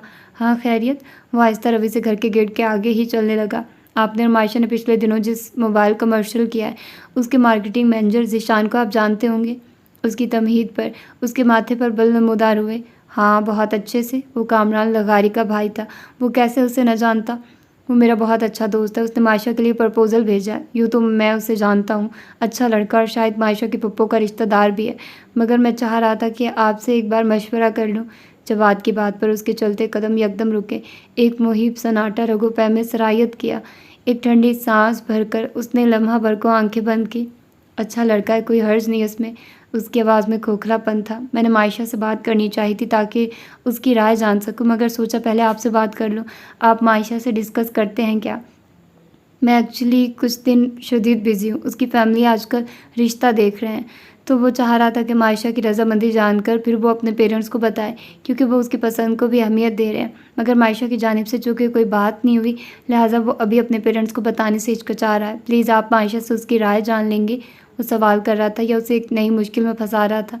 कदमों की चाप पर उसने वीरान नज़रों से दाएं जानिब देखा। मायशा उसके करीब खड़ी थी। हौले से सलाम किया। मैं बात कर लूँगा, यू डोंट वरी। चंद पल उसके पुरसुकून चेहरे को गहरी नज़रों से देखकर उसे अपने लबों से अदा होने वाले अल्फाज बेहद अजनबी लगे। Thank you so much. वो उसका मशकूर हुआ। फ़ोन बंद करके वो उसे इशारा करके आहिस्ता रवि से चलने लगा। शाम का सकूत, आसमान पर गहरी होती लाली एक अजीब सी उदासी माहौल में फैली थी। दोनों खामोश थे। उसने मायशा को बुलाया किसी और मकसद के लिए था, मगर अब उसे एक और जिम्मेदारी भी निभानी पड़ गई थी। कल तुम्हारी जवाद से बात हुई थी। अंदर की टूट फूट पर काबू पाते लहजा अंबार रखते उसकी जानिब देखकर बात का आगाज़ किया, जो ब्लैक ट्राउज़र पर baggy style long maroon hoodie पहने हुडी की जेबों में हाथ फंसाए सर नीचे किए चल रही थी। नज़रें उसके कदमों पर थी। उसे सर उठाकर देखने की जैसे ज़रूरत नहीं थी। ये यकीन था उसके हमकदम है तो महफूज है। रास्ते की रुकावटों को वो खुद हटाकर उसके लिए रास्ता हमवार रखेगा। उसके सवाल पर सर उठाकर उसकी जानिब देखा, जो उसके सर उठाने पर नज़रों का जाविया वापस सामने की जानिब कर चुका था। नहीं, भाई से 2 दिन पहले बात हुई थी, फिर मैसेज आया था अभी कुछ दिन बिज़ी हूँ, बात नहीं कर सकूँगा, उसने सादे से लहजे में बताया। और किसका फ़ोन आया था तुम्हें? वो अपने सवालात जारी रखे हुए था। और तो बस शाम में आपकी कॉल आई थी। आप क्यों पूछ रहे हैं? वो उसके सवालात से उलझी। रात में किसी और की कॉल आई थी सोने से पहले? फ़रज़ाद उसके सवाल को नज़रअंदाज कर दिया। हाँ, वो ज़ीशान लगारी की आई थी, वो भी शायद उस फंक्शन में था, तो बस कहने लगा आप जल्दी चली गई। तबीयत कैसी है? वो जवाद भाई का काफ़ी अच्छा दोस्त है, शायद इसीलिए उसने फ़ोन किया। उसके लहजे में कोई अनोखापन नहीं था जो फ़रज़ाद को चौंकाता। और कुछ कहा उसने? उसके सवाल पर अब की बार वो रुककर उसे देखने लगी। जितना उसने कहा वो मैंने बता दिया। आप यूँ पूछगछ क्यों कर रहे हैं? उसकी आंखों में इस्तजाब था। क्या उसने तुम्हें प्रपोज़ किया? फ़रज़ाद की बात पर वो आंखें फाड़े उसे ऐसे देखने लगी जैसे समझ नहीं आया कि वो क्या कह रहा है। कुछ पूछा है मैंने माइश? उसका लहजा कुछ सर्द था। ऐसी कोई बात नहीं, उसने मुझसे नहीं की। और वो क्यों करेगा? पागल है क्या वो? हैरान थी फ़रज़ाद उससे कैसी बातें कर रहा है। वो उसे क्या समझ रहा है? वो तुमसे शादी करना चाहता है, जवाब से वो पूछ चुका है, और मुझे भी वो मुनासिब लगा है तुम्हारे लिए। फ़रज़ाद की बात पर झटके से उसने सर उठाकर मुतहिर नज़रों से उसकी जानिब देखा। फ़रज़ाद की नज़रें उसी के चेहरे पर टिकी थी, बिल्कुल बेतासुर नज़रें जिनसे कुछ भी अक्स करना नहायत मुश्किल था। मायशा कैसे उसके अंदर का हाल जानती, या फिर उसके अंदर इस तरह का कुछ था ही नहीं जो वो सोच बैठी थी। माथे पर कोई एहसास जागा। तुम्हारी पुप्पो का भतीजा भी है वो जैसे उसे बता रहा था, और कामरान लगारी का भाई भी है वो तल्खी से बोली। हाँ, मगर इससे बहुत मुख्तलिफ है। उसकी बात पर मायशा ने चंद पल बेबसी से उसे देखकर नज़रें फेर ली। वापस अपनी जगह आते उसके साथ पहले की तरह चलने लगी, मगर चेहरा बुझ चुका था। आप कैसे यकीन से कह सकते हैं कि वो उससे मुख्तलिफ होगा? उसकी बात पर फ़रज़ाद हौले से हंसा। लोगों की इतनी पहचान तो है, और अगर ना होती तो मैं कभी उसके साथ काम नहीं करता। किसी के भाई बहन बुरे होने की वजह से मैं उस शख्स के साथ गलत नहीं कर सकता अगर वो खुद अच्छा है। बाजू सीने पर बांधे वो अभी भी बिल्कुल सीधा सामने देख रहा था। आपको ठीक लगा है वो मेरे लिए? दिल में कुछ बहुत बुरी तरह टूटा था। हाँ, अच्छा लड़का ना होता तो मैं खुद जवाद को मना कर चुका होता। मायशा ने लब भींचते जैसे खुद को कंपोज किया। तो मैं इनके लिए बस दोस्त हूँ। मुझे खुद को अपने जज्बात को अब की बार बेवकूफ़ नहीं होने देना। अगर इन्हें पता चल जाए कि मैं इन्हें नहीं, मुझे ये सब अब नहीं दोहराना। मुझे खुद को मजबूत साबित करना है, ये साबित करना है कि इस बार मैं कशिश के ज़ेरे असर नहीं हूँ, बल्कि मोहब्बत ने दिल पर असर किया। और मोहब्बत में पाना और खोना कुछ नहीं होता। मोहब्बत बस मोहब्बत होती है। मुझे इसे ज़िद नहीं बनाना, मुझे इसे वक्ती कशिश नहीं बनाना। खुद को समझाते हुए भूल गई थी कि वो कहाँ है, किसके साथ है। माहिश फरजाद के ज़ोर से बुलाने पर वो चौंकी। जी, वो हड़बड़ाई। कहाँ गुम हो गई हो यार? मैं कुछ पूछ रहा हूँ तुमसे। कितना नॉर्मल अंदाज था उसका। मायशा के दिल को कुछ हुआ, मगर उसे खुद को मजबूत करना था। सॉरी, मैं उससे कोई बात नहीं बन पड़ी। तुम तबरेज़ से कल रात इतना रूडली क्यों मिली? उसके सवाल पर वो धक से रह गई। मेरी तबीयत ख़राब हो रही थी, शायद इसीलिए आपको ऐसा लगा, वरना तो कोई बात नहीं थी। वो यहाँ थी ही कितना अरसा, शायद मज़ीद 1 माह। वो क्यों फरजाद की दोस्ती ख़राब करती? उसे कौन सा अब उससे मिलना था? बस यही सोचकर वो उसे बताने से गुरेज कर रही थी। फिर वो सफ़ीना का भाई था, क्या वो उस पर यकीन करते? कल जिस तरह वो उससे मिला, वो इतना बड़ा प्लानर था। वो क्या कहती उसके बारे में? क्या सबूत था उसके पास कि उसने उससे मोहब्बत के बदले अपनी हवस मिटानी चाहिए थी? वो कुछ भी तो नहीं कर सकती थी। फिर फ़ायदा सीन क्रिएट करने का? उसने सोच लिया था वो अब ना सफ़ीना के घर जाएगी और ना ही किसी ऐसी गैदरिंग में जहाँ वो लोग हों। हाँ, वो ऐसे ही उससे बच सकती थी। Are you sure? उसने मशकूक नज़रों से उसके चेहरे के उतार चढ़ाव देखे। जी। वो खुद पर कड़े पहरे बिठाती मुस्कुराकर सर हिला गई। जवाब को मैं तुम्हारा पॉजिटिव रिस्पांस दे दूं? उसके सवाल पर जैसे उसके दिल पर किसी ने भारी सिल रख दी। जी। सर हिलाकर बामुश्किल चेहरे पर मुस्कुराहट सजाए वो उसे हाँ का अंदिया दे गई। आज आप मुझे पप्पू के घर छोड़ आएंगे? मैं वहाँ रात रहना चाहती हूँ। उसकी बात पर फरजाद ने चौंक कर उसकी जानिब देखा। वो रात अकेले गुजारने से खौफज़दा थे। शायद उसे भी बेहतर यही लगा कि वो वहाँ चली जाए, शायद उसका दिल बहल जाएगा। ठीक है, तुम रेडी हो जाओ, मैं तुम्हें छोड़ आता हूँ। वापसी के लिए कदम लेते वो घड़ी देखते बोला। मायशा ने उसके चेहरे पर कुछ खोजना चाहा, मगर वहाँ सपाट सा तासुर था। उसने खुद को सरजनिश की। आज मेरा बहुत दिल चाह रहा था कि तुम आओ और मेरे पास रहो। रिमशा उसे देखकर बेहद खुश हुई। आप भी आए ना? फरजाद को वापसी के लिए पर तोलते देखकर वो उसे अंदर बुलाने लगी। बहुत शुक्रिया, लेकिन मुझे एक ज़रूरी काम से जाना है। फिर सही। वो सहूलत से माजत करके गेट से ही निकल गया। मायशा को उसका अंदाज एकदम बेहद रूखा फीका सा लगा। पता नहीं क्या हुआ था। वो खुद से उलझती रिमशा के साथ अंदर की जानी बढ़ी। ठीक हो तुम? चाय लिए? वो उसके पास बैठी मोहब्बत से पूछने लगी। जी, बाकी सब कहाँ हैं? घर में खामोशी महसूस करते उसने पूछा। तुम्हारे अंकल के साथ अपने स्कूल की कुछ चीज़ें लेने गए हैं, बस आते ही होंगे। मायशा, मुझे तुमसे एक बात करनी है बेटे। वो उसका एक हाथ अपने दोनों हाथों में थामे तमहीद बांधने लगी। जी पुप्पू, कहिए। उसने सवालिया नज़रों से उन्हें देखा। मेरी भाभी हैं, उनका बेटा ज़ीशान है, जिसकी कंपनी के लिए तुमने वो इश्तिहार किया है। 2 दिन पहले ही उसका और फरजाद का वो इश्तिहार लगा था। वो समझ गई वो क्या कहना चाहती हैं। उसकी माँ आजकल रिश्ता देख रही हैं। मैंने उन्हें बताया कि तुम मेरी भतीजी हो, उन्हें तुम बहुत पसंद आई हो। ज़ीशान बहुत अच्छा बच्चा, मैं चाहती हूँ तुम बस अब मेरे पास रहो, यही इसी मुल्क में। वो मोहब्बत से उसे देखते अपनी ख्वाहिश बताने लगी। मायशा ने गहरा सांस फिजा के सपोर्ट किया। वो मेरे भाई के बहुत अच्छे दोस्त हैं। उन्होंने भाई को मेरा प्रपोज़ल भेजा है। नज़रें झुका उसने सपाट तासुर लिए रिमशा को बताया। अरे क्या वाकई? शुक्र है। और तुमने क्या कहा? वो बेताब हो उठी। आप सबको अगर वो पसंद है तो मुझे भला क्या एतराज़ होगा? नज़रें झुकाई उसने जवाब दिया। जब फरजाद के दिल में उसके लिए दोस्ती से बढ़कर कुछ नहीं था, फिर वो अपने जज्बात को बेलगाम कैसे करती, उन्हें बेमोल कैसे करती? मोहब्बत छीनना नहीं सिखाती, यही तो उसने बताया था। फिर वो उससे कैसे छीनना चपटी करके मोहब्बत लेती? उसे बताना था, खुद को ये बावर करवाना था कि वो चंद साल पहले वाली मायशा नहीं, जो हमदर्दी के चंद बोलों में मोहब्बत ढूंढने लगे। अब वो जान गई थी कि मोहब्बत एक मीठा दर्द है, तकलीफ़ दे नहीं, और वो उस दर्द को हमेशा के लिए अपने दिल के नहा खानों में रखना चाहती थी। उसे तकलीफ़ का लबादा उड़ते नहीं देख सकती थी। ये तो आज़ाद पंछी है, अगर वापस आने का दिल चाहा तो आ गया, नहीं तो फ़िज़ाओं में आज़ादी से सांस लेता है। उसे कुफ्स में कैद नहीं किया जाता, क्योंकि ये खुद गर्ज़ नहीं, बेगर्ज़ वो हमेशा फरजाद से जोड़ कर रखना चाहती थी। वो कभी उसे पता रिश्ता है कुछ नहीं चलने देगी कि वो मोहब्बत की मुर्तकिब हुई है। रिमशा उसके फ़ैसले पर निहाल हो रही थी, मगर खुद को समझाते भी न जाने ये कैसा गहरा सकूत था जो उसके अंदर अजीब सा सन्नाटा बना रहा था। रात सोने से पहले उसका वही फ़िक्र से भरपूर मैसेज आया। तबीयत कैसी है? मायशा के चेहरे पर एक ज़ख्मी सी मुस्कुराहट तर आई। ठीक हूँ अब। उसका मैसेज पढ़कर वो मुतमईन हुआ। दवाई खा ली थी? एक और सवाल। जी। खुद को समझाना दुनिया का शायद मुश्किल तरीन काम है, मगर नामुमकिन नहीं, और उसे इस लम्हे ये मुश्किल काम करना था। ओके, सो जाओ। हमेशा वो ऐसे कहता था जैसे वो नहीं कहेगा तो वो नहीं सोएगी। उसका मैसेज पढ़कर वो हंस पड़ी।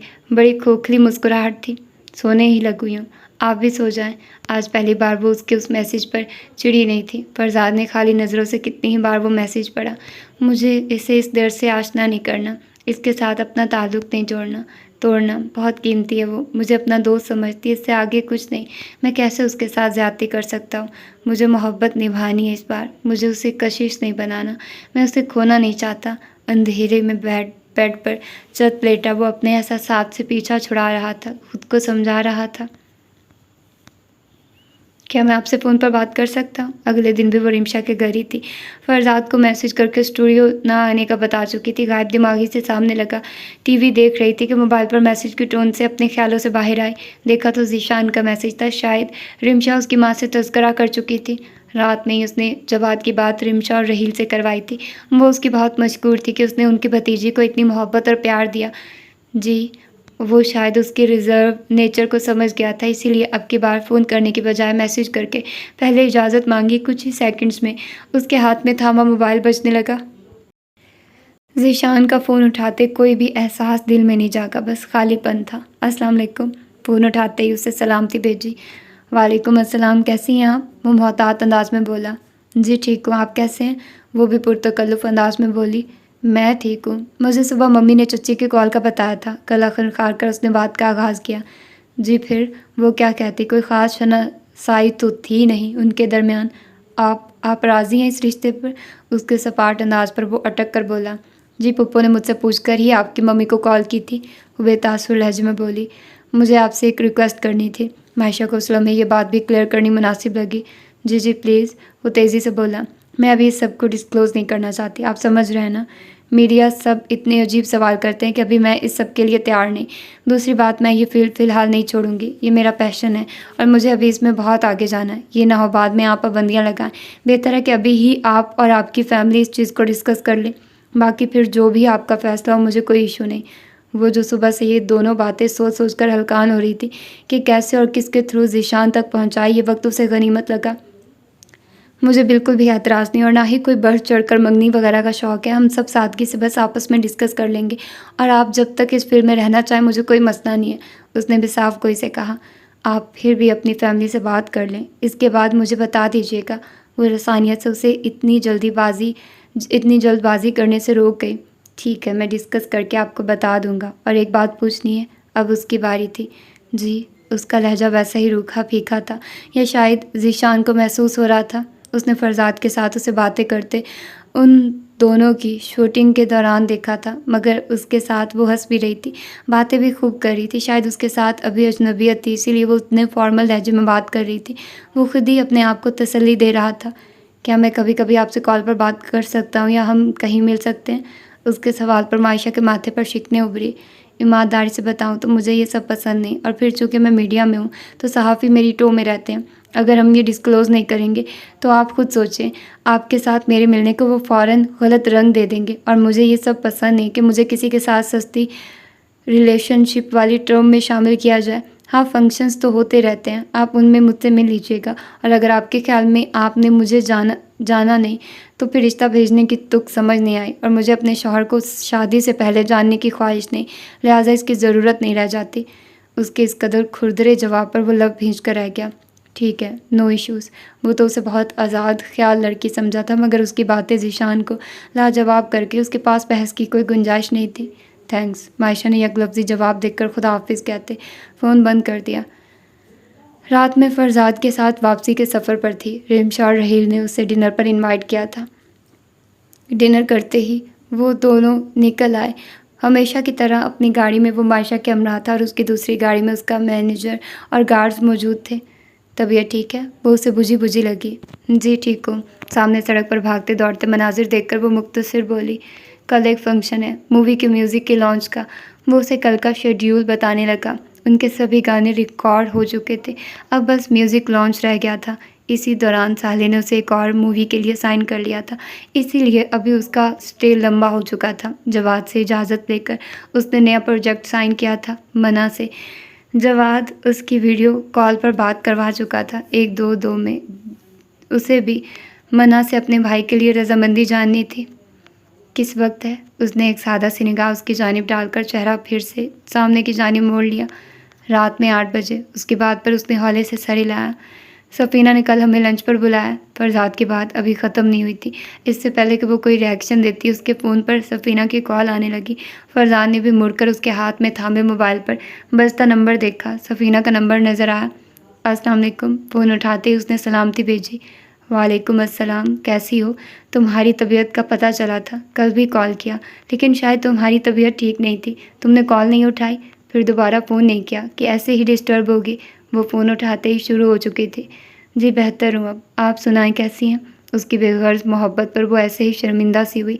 भला उसके भाई का बदला वो उससे क्यों ले रही थी? न जाने उन्हें अपने भाई के करतूतों का इल्म क्यों नहीं था। मैंने इतनी तुम्हारी भाई से तारीफ़ें की थी, मगर तुम अजीब तरह उन्हें मिली। अगर कोई हमारी बात बुरी लगी है तो तुम शिकवा कर सकती हो, यकीन करो मैं बुरा नहीं मनाऊंगी। मुँह से क्या बताती जो सिरे से हर बात से अनजान थी। नहीं, ऐसी कोई बात नहीं, बस उस दिन मेरी तबीयत ही ठीक नहीं थी, इसीलिए आपके भाई का भी पता नहीं चला। बड़ी मुश्किल से वो बात बना के। फरजाद के कान उसकी बातों के जाने भी लगे थे।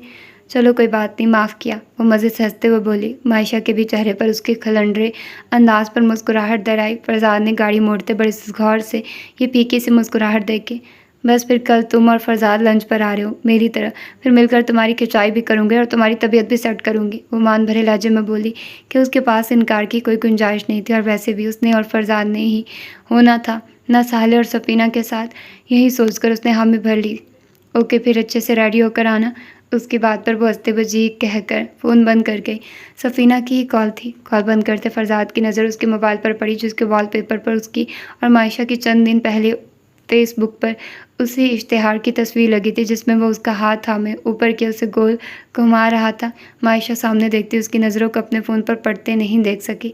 फरजाद ने हाथ बढ़ाकर उसके हाथ से फ़ोन अचक लिया।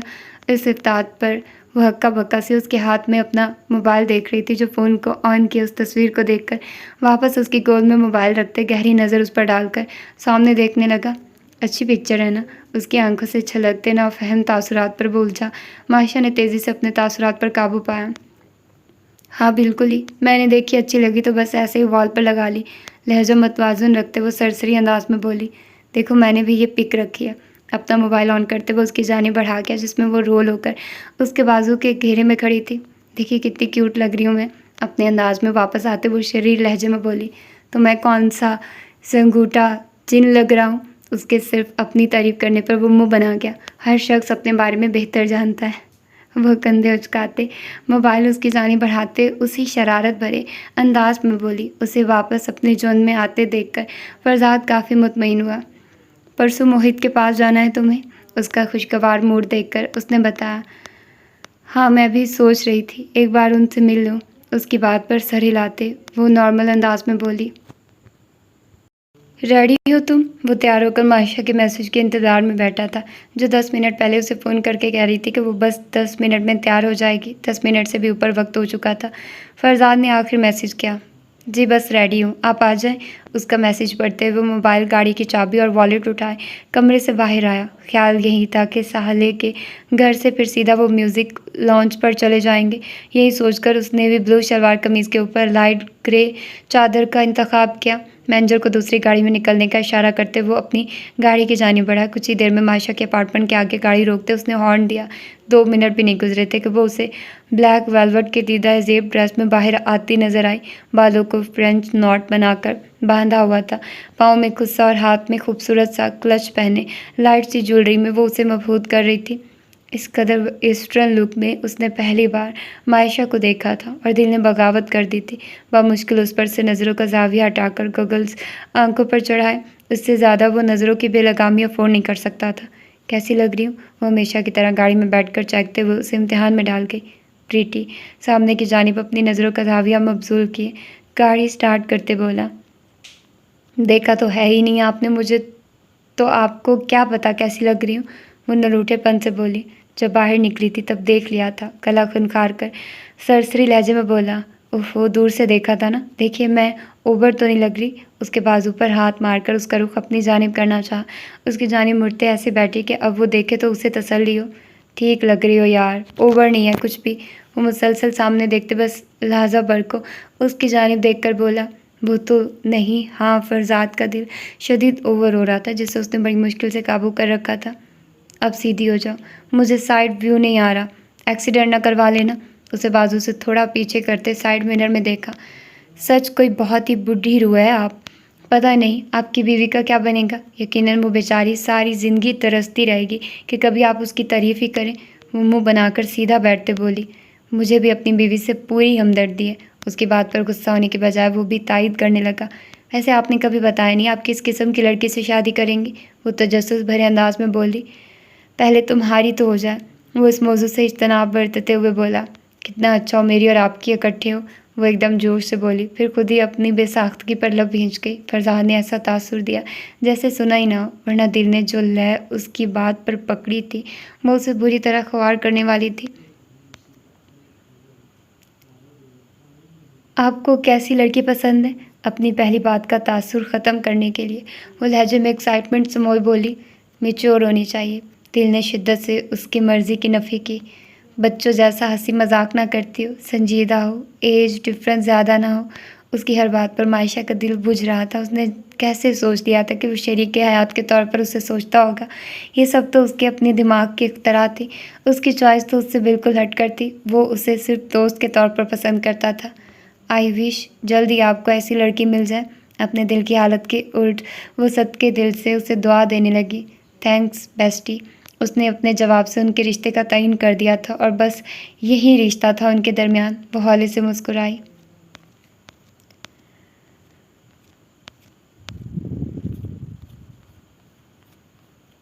फरजाद के हमरा मुस्कुराते हुए वो साहलिया के घर के अंदरूनी हिस्से में दाखिल हुए। उनके गेट पर पहुंचते ही साहले बाहर आया, गाड़ी गैराज में खड़ी करके। वो दोनों उसकी जानिब बढ़े। वो उन्हें लिए अंदर आया। फरजाद मायशा के आगे जबकि वो पीछे थे। फरजाद के आगे होने के सबब वो लाउंज में मौजूद सफ़ीना के साथ मौजूद शख्स को देख नहीं पाई। सफ़ीना यकदम उसकी जानिब बढ़ी। उससे मिलते मायशा ने कुछ चौंक कर फरजाद को किसी से मिलते देखा। उसके साथ गले मिलते शख्स को देखते उसके औसान फिर से ख़ता हुए। फरजाद से मुस्कुराते हुए गले मिलते उसकी बेबाक नज़रें मायशा पर जमी।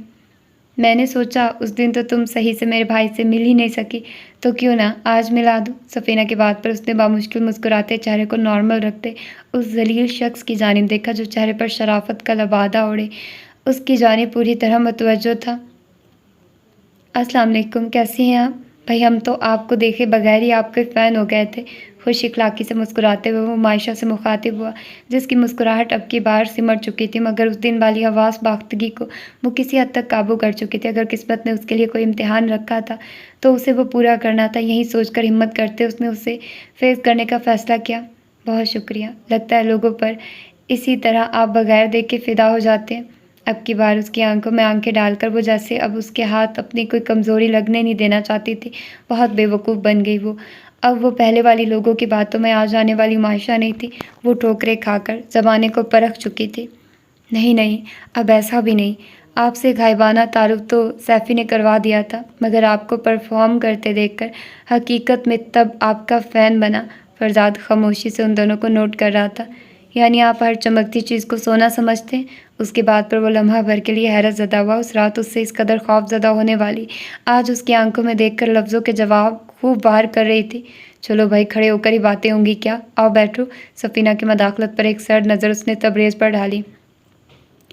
आनी, आपको मैंने अपनी ड्राइंग दिखानी है, प्लीज़ चलें।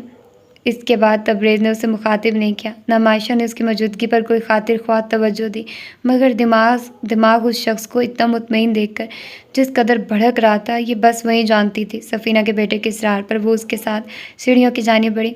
उसके कमरे में जाकर उसकी मुख्तलिफ ड्राइंग्स देखने लगी। वाह भाई, ये तो ज़बरदस्त है। उसे सराहते उसकी हौसला अफजाई की। उफ़, ये अब किस वक्त मायशा को अपने रूम में ले गया। मैंने खाना टेबल पर लगा दिया। सफ़ीना किचन से बाहर आई। मायशा और अपने बेटे को गायब देखकर समझ गई कि वो उसे अपने रूम में ले जा चुका होगा। मैं बुला लाता हूँ। सफ़ीना को तसल्ली देता वो अपनी जगह से उठा।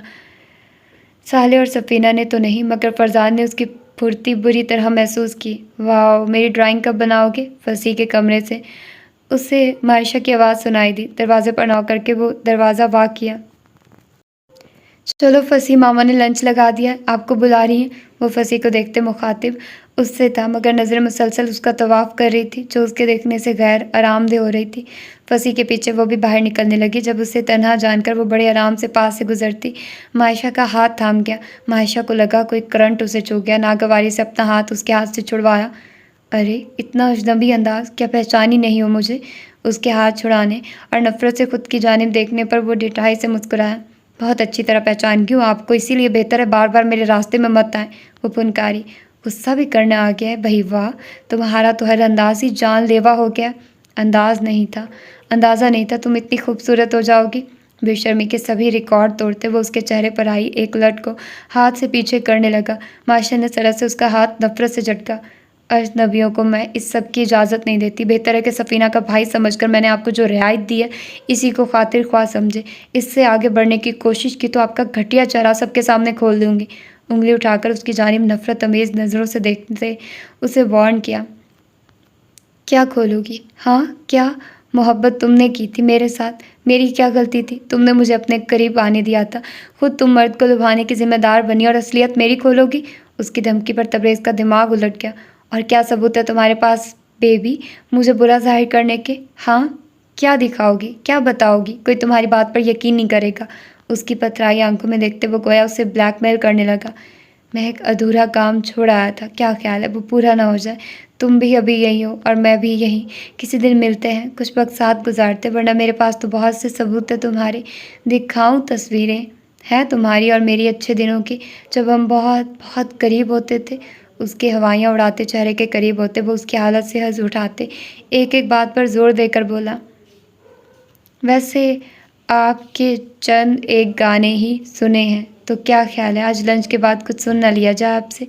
वो जो लम्हा भर पहले उसे धमका रहा था एकदम उसके चेहरे के करीब से पीछे हटते महजब अंदाज में बोला। नज़र मायशा के पीछे उठी, किसी के कदमों की चाप उसे अपने करीब रुकती महसूस हुई। मकान के अंदाज में गर्दन मोड़ी फरजाद को मौजूद पाकर उसे किसी कदर ढार्स महसूस हुई, जो जानती नज़रों से उन दोनों को आमने सामने खड़े देख रहा था।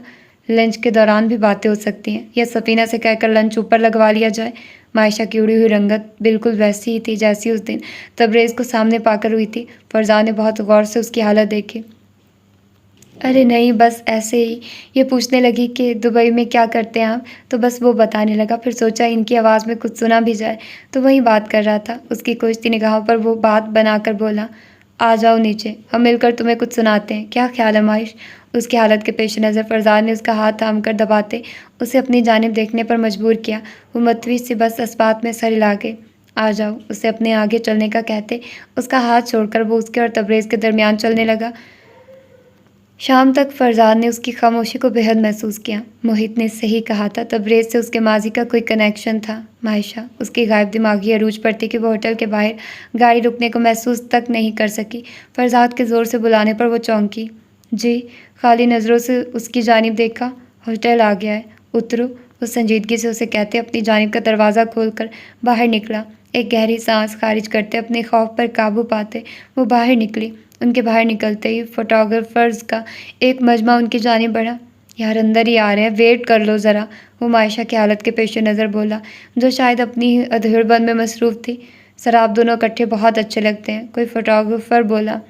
दोस्त इकट्ठे हमेशा अच्छे ही लगते हैं। मायशा के करीब खड़े होते चादर दुरुस्त करते वो उसकी तसल्ली करने लगा। मायशा भी हवास काबू में किए हल्के से मुस्कुराए। मुस्कुराहट बेहद मसनूई थी। वो उसे लिए अंदर की जानिब बढ़ा। फिल्म के प्रोड्यूसर, डायरेक्टर और साले भी आ चुका था। फिल्म के कास्ट से वो लोग भी शामिल थे जिन्होंने कार्टून्स पर वॉइस ओवर की थी। मायशा को सभी हाथों हाथ ले रहे थे। मैम कुछ सोलो पिक्चर्स भी। जैसे ही वो होटल के अंदर दाखिल हुई, चंद एक सहाफ़ियों के इसरार पर झिझकी। रिलैक्स, मैं इधर ही हूँ, उसके पास से गुजरता आहिस्ता से उसे कहता वो बाकी लोगों से मिलने लगा। मायशा मुड़कर फोटोग्राफर्स की जानिब देखने लगी। मैम इस तरफ, मैम यहाँ प्लीज़, मैम आप ईस्टर्न लुक में बहुत अच्छी लग रही हैं। सब तरफ से वो दाद वसूल कर रही थी। कुछ ही देर में वो सब प्रेस कॉन्फ्रेंस के लिए स्टेज पर मौजूद थे। मैम आपका पहला एक्सपीरियंस है, कैसा महसूस हुआ आपको इतना बड़ा प्रोजेक्ट करके? सवालों का सेशन शुरू होते ही सवालात की भरमार होने लगे। मायशा से किसी सहाफ़ी ने पूछा।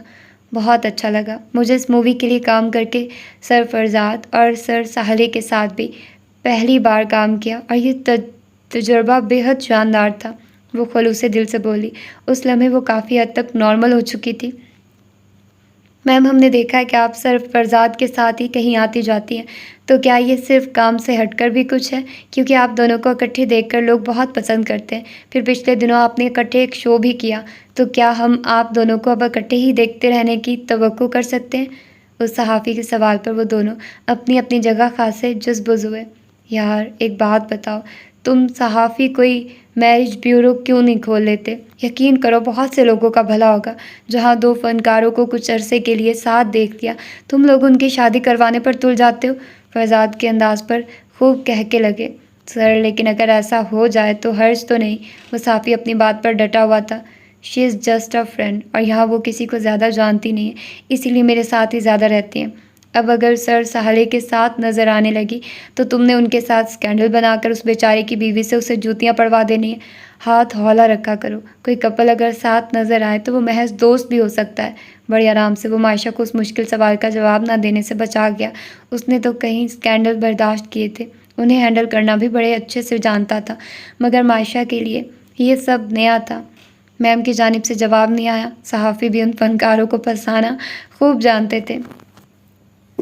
मेरा ख्याल है सर फरजाद ने सब कुछ कह दिया, इसके बाद मेरे कुछ कहने की गुंजाइश नहीं बचती। वो भी बड़े आराम से दामन बचा गई।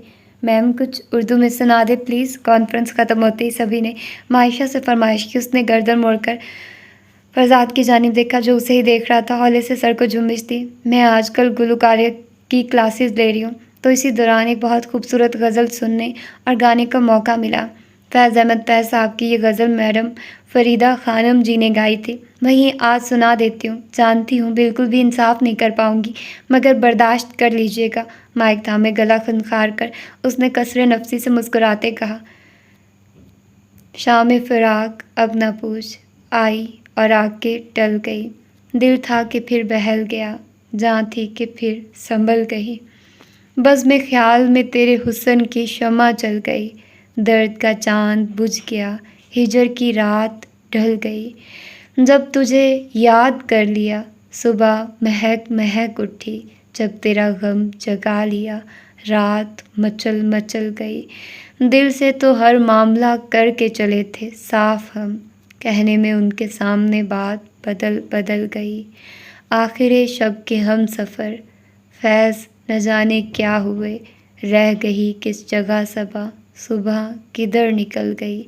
उसकी गुनगुनाहट रुकते ही हॉल तालियों से गूंज उठा।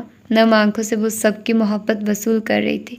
She is just a friend उसके दिमाग में फंक्शन ख़त्म होने तक गूंजता रहा। अगले दिन फरजाद के गार्ड्स के साथ वो मोहित के क्लिनिक पहुंची। फरजाद किसी कॉन्फ्रेंस के सिलसिले में शहर से बाहर था। उसे ताकीद से उनके साथ जाने का कहा। आए जनाब, कैसी हैं अब मायशा? वो बेहद दोस्ताना अंदाज में उससे मिलता था, जैसे छोटी बहन हो। मैं ठीक हूँ, आप कहाँ की सैरें कर रहे हैं? वो मुस्कुराते हुए उसके सामने मौजूद टेबल के उस तरफ पड़ी कुर्सियों में से एक पर बैठते खुशगवार लहजे में बोली। जनाब, मेरी अम्मा कहती हैं तुम्हें अल्लाह ने पाँव नहीं पहिए दिए हैं जो चलते नहीं दौड़ते हैं, कभी यहाँ कभी वहाँ। उसकी बात पर वो खिलखिलाई। काफ़ी बेहतर लग रही हो। वो गौर से उसे देखते बोला। हाँ बस हो ही गई, आपकी और फरजाद की वजह से। वो सर झुकाकर एतराफ़ करने लगी। सोच रहा हूँ फरजाद को शागिर्दी में ले लूँ, वो भी किसी साइकेट्रिस्ट से कम नहीं। उसके मिजाजी अंदाज पर वो फिर से हंसी। सच में अभी दिमाग में बातें चल रही होती हैं और उन्हें पता चल जाता है। वो भी हैरत अमेज़ लहजे में बोली। वैसे फ़लसफ़ी भी हैं वो। न जाने कि उसका जिक्र उस वक्त बेहद भला लग रहा था।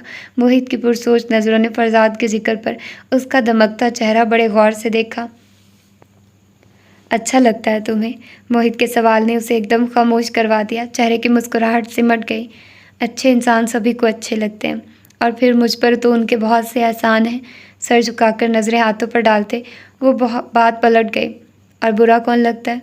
टेबल पर दोनों हाथ जमाए झुका हुआ वो मुसलसल उसके पल पल बदलते तासुरात को मुलाहिजा कर रहा था। वो सब लोग जो मुनाफिक हैं, ऊपर से कुछ और अंदर से कुछ और, कैसे मास्क चढ़ा लेते हैं खुद पर, लोगों को, हत्ता कि अपने करीबी बहन भाई तक को बेवकूफ़ बना लेते हैं। वो हैरत की ज़्यादती से बोलती चेहरा ऊपर किए मोहित को देखने लगी। हाँ, हमारे इर्द गिर्द ऐसे लोग भरे पड़े हैं, दुनिया है ही इसी का नाम। अगर सभी हमारी सोच के मुताबिक अच्छे हो जाएं तो सोचो गम, तकलीफ़, आंसू फिर तो ये हों ही ना हमारी ज़िंदगी में। मगर ऐसा नहीं होता।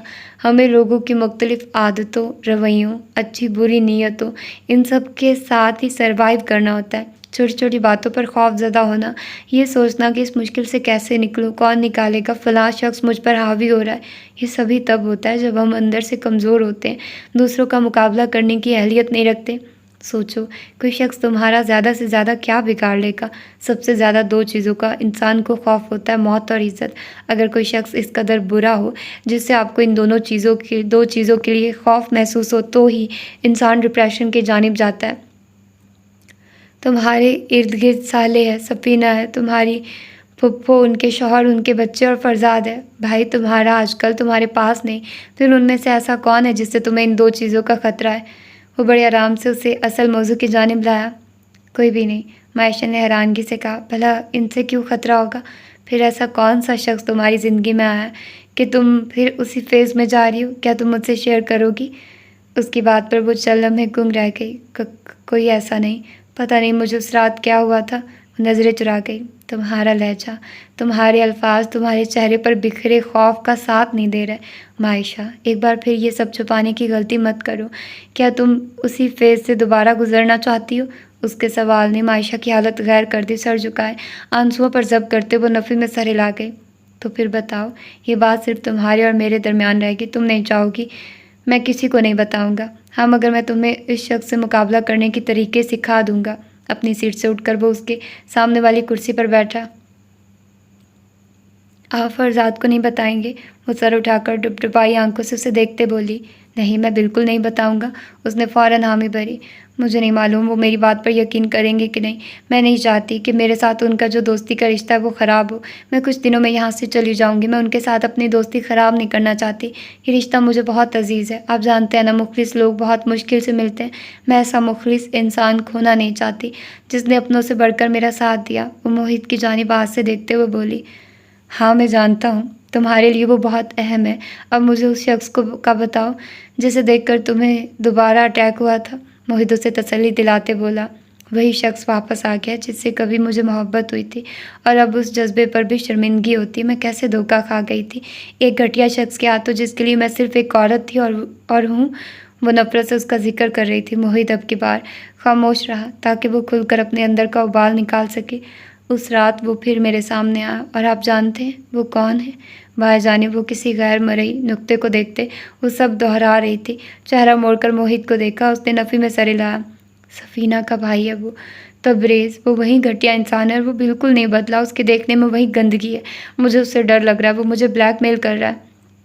उसके चेहरे पर खौफ व हिरास था। क्या कहा है उसने? मोहित के अगले सवाल पर वो लब भींच गई। आंसू चेहरे पर फिसलने लगे। देखो मायशा, आज अगर तुमने ये सब छुपाया तो क्या तुम इस बार इसे अपने अज़ाइम में कामयाब देखना चाहती हो? उसके सवाल पर वो हाथों में चेहरा छुपाकर बुरी तरह रो पड़ी। सर मुसलसल नफ़ी में हिलाने लगी। तो बच्चे बताओ मुझे, घबराओ नहीं, हम सब तुम्हारे साथ हैं। तुम्हें वो हाथ भी नहीं लगा सकता। उसके सर पर हाथ रखते वो उसे हौसला दिलाने लगा। वो कह रहा इस बार जो काम अधूरा रह गया तो वो उसे पूरा करके रहेगा। वो मुझे अलग मिलने के लिए उकसा रहा है और कह रहा है कि अगर मैं ना मिली तो वो मीडिया के सामने मेरी बहुत सी तस्वीर को एडिट करके मुझे पूरी दुनिया में बदनाम करेगा। आंसू पूंछकर वो उसे हर हर्फ अपनी तकलीफ़ बताने लगी। उसकी बात पर ना सिर्फ मोहित बल्कि टेबल पर रखे मोहित के मोबाइल पर उनकी गुफ्तगू सुनता फरजाद भी गुस्से से मुट्ठियाँ भींच चुका था। सुनो मायशा, रोना बंद करो पहले। वो जो ज़ारो कतार रोने में मसरूफ़ थी, मोहित की संजीदा आवाज़ पर आंसू साफ करके अपनी हिचकियों पर काबू पाने की कोशिश करने लगी। मोहित ने उठकर सामने मौजूद टेबल पर रखे एक जग से 7 बड़ा गिलास भरकर उसकी जानिब आते उसके हाथों में पकड़ा। मायशा ने गिलास थामते चंद घूंट भरकर गिलास वापस टेबल पर रखा। आंखें रोने से सुर्ख हो चुकी थी। हम सब के होते वो तुम्हें कुछ नहीं कह सकता। उससे डरना बंद कर दो। अभी कोशिश करो कोई अननोन नंबर और इससे सिवाय गैदरिंग के कहीं मत मिलो। वो तुम्हें जितना भी डराए धमकाए, तुमने मेरे इल्म में लाए बगैर कोई कदम नहीं उठाना। वो आहिस्ता से उसे समझाने लगा, अपने फरजाद को नहीं बताना। वो फिर वहीं दोहराने लगी, देखो मायशा, फरजाद को मैं बहुत अच्छे से जानता हूँ। वो गलत को गलत और सही को सही कहने वाला है, फिर चाहे रिश्ता 10 साल पुराना हो या चंद साल पुराना। क्या सब जवाब से सुनकर उसने तुम पर यकीन नहीं किया? उसकी बात पर भौले से सर हिला के, तो फिर तुम ये कैसे कह सकते हो कि फरजाद अब तुम पर यकीन नहीं करेगा, वो तुम्हारा साथ देगा? मगर आप ये भी तो सोचिए कि वो सफ़ीना का भाई है, साले का उससे रिश्ता है और मेरी तरह फरजाद के पास भी गिने चुने रिश्ते हैं जिनमें वो दोनों उनके बेहद करीब है। साले के साथ ताल्लुक़ ख़राब होने का मतलब एक बार फिर उनकी पार्टनरशिप ख़राब होना है। वो स्टूडियो फरजाद का अकेला नहीं है, वो साले का भी है। क्या साले और सफ़ीना अपने भाई को छोड़कर मुझ पर यकीन करेंगे जबकि ना जाने किस किस्म की तस्वीर बनवा चुका? हो सकता है मैं कभी 1-2 बार उसके साथ बाहर गई, उसके अपार्टमेंट में भी जाती थी, उसने तब तस्वीर ले ली हूँ। मैं किस किस को अपनी बेगुनाही का सबूत दूँगी? किस किस को ये बताऊँगी कि मैंने मोहब्बत के नाम पर मार खाई? वो बेबसी से वो सब उसके सामने खोल कर रख रही थी जो वो इतने दिनों से सोच सोच कर हलकान हो रही थी। फरजाद ने मेरे लिए इतना कुछ किया है, मैं उनकी ज़िंदगी में मज़ीद कोई परेशानी, कोई जहर नहीं घोलना चाहती। मैं इसीलिए खामोशी से ये दिन गुजारना चाहती हूँ, फिर यहाँ से चली जाऊँगी। वो भी शायद वापस दुबई चला जाए।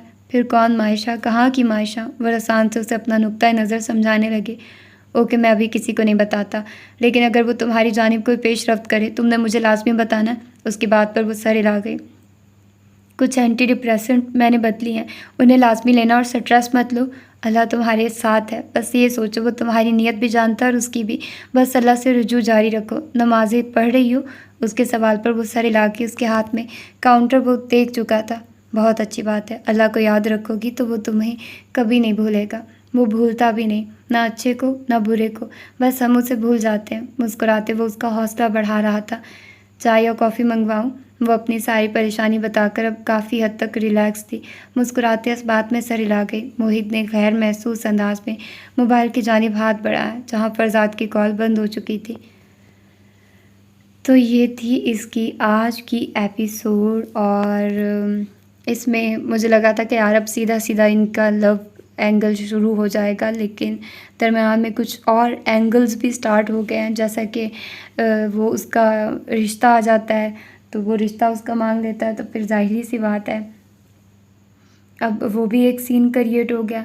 और दूसरी बात जो आई है वो ये आई है कि दूसरी बात क्या निकली है, दूसरी बात ये तबरेज़ वाला सीन। तबरेज़ उसका भाई बनकर आ गया है और अब जाहिर सी बात है वो डर तो रही है, जिस तरह से वो उसको ब्लैकमेल कर रहा है, धमकियाँ दे रहा है, तो ये नॉर्मल चीज़ तो नहीं है ना किसी के लिए भी। तो अब पता नहीं क्या होगा। अब ये डॉक्टर, मैं कह रही हूँ कि कितना वो है, वो उसको कह रहा है कि नहीं नहीं नहीं मायशा, मैं नहीं बताऊँगा, और साथ में तुम्हें बताने की ज़रूरत ही नहीं पड़नी, मोबाइल तुमने दरमियान में रखा हुआ है। लेकिन ज़ाहिर सी बात है उसके भले के लिए वो कर रहा है और मायशा भी है वहीं बस कर रही है। तो मुझे इन दोनों की समझ नहीं आ रही। तुम दोनों एक दूसरे को पसंद करते हो और मुझे वो उसका वो थोड़ा सा लगा जब वो उसके माथे पर किस करता है तो वो थोड़ा अजीब सा लगा कि तुम उसको एज अ फ्रेंड जोन में इतना कर रहे हो करीब, तो तुम अगर करते हो तो कन्फेस करो ना। ये कैसी मोहब्बत है भाई तुम लोगों की। खैर क्या ही करें हम तबसरा मोहब्बत के बारे में। तो बस ठीक है, अब इस एंगल को देखते हैं कि ये कब सेट होते हैं। और मीडिया भी हम भी चाह रहे हैं, मीडिया भी चाह रहा है कि भाई कोई तुम लोग आपस में क्रिएट करो सीन, ये वो, बस वो उनका नहीं बन रहा, हम अपनी तरफ से बना रहे हैं। तो वैसे तो नहीं होता ना। तो देखते हैं कि अब अगली एपिसोड में क्या होता है और आगे इनका क्या सीन क्रिएट होता है। तो अपना ढेर सारा ख्याल रखिएगा, मुझे दुआ में याद रखिएगा। अल्लाह हाफिज़।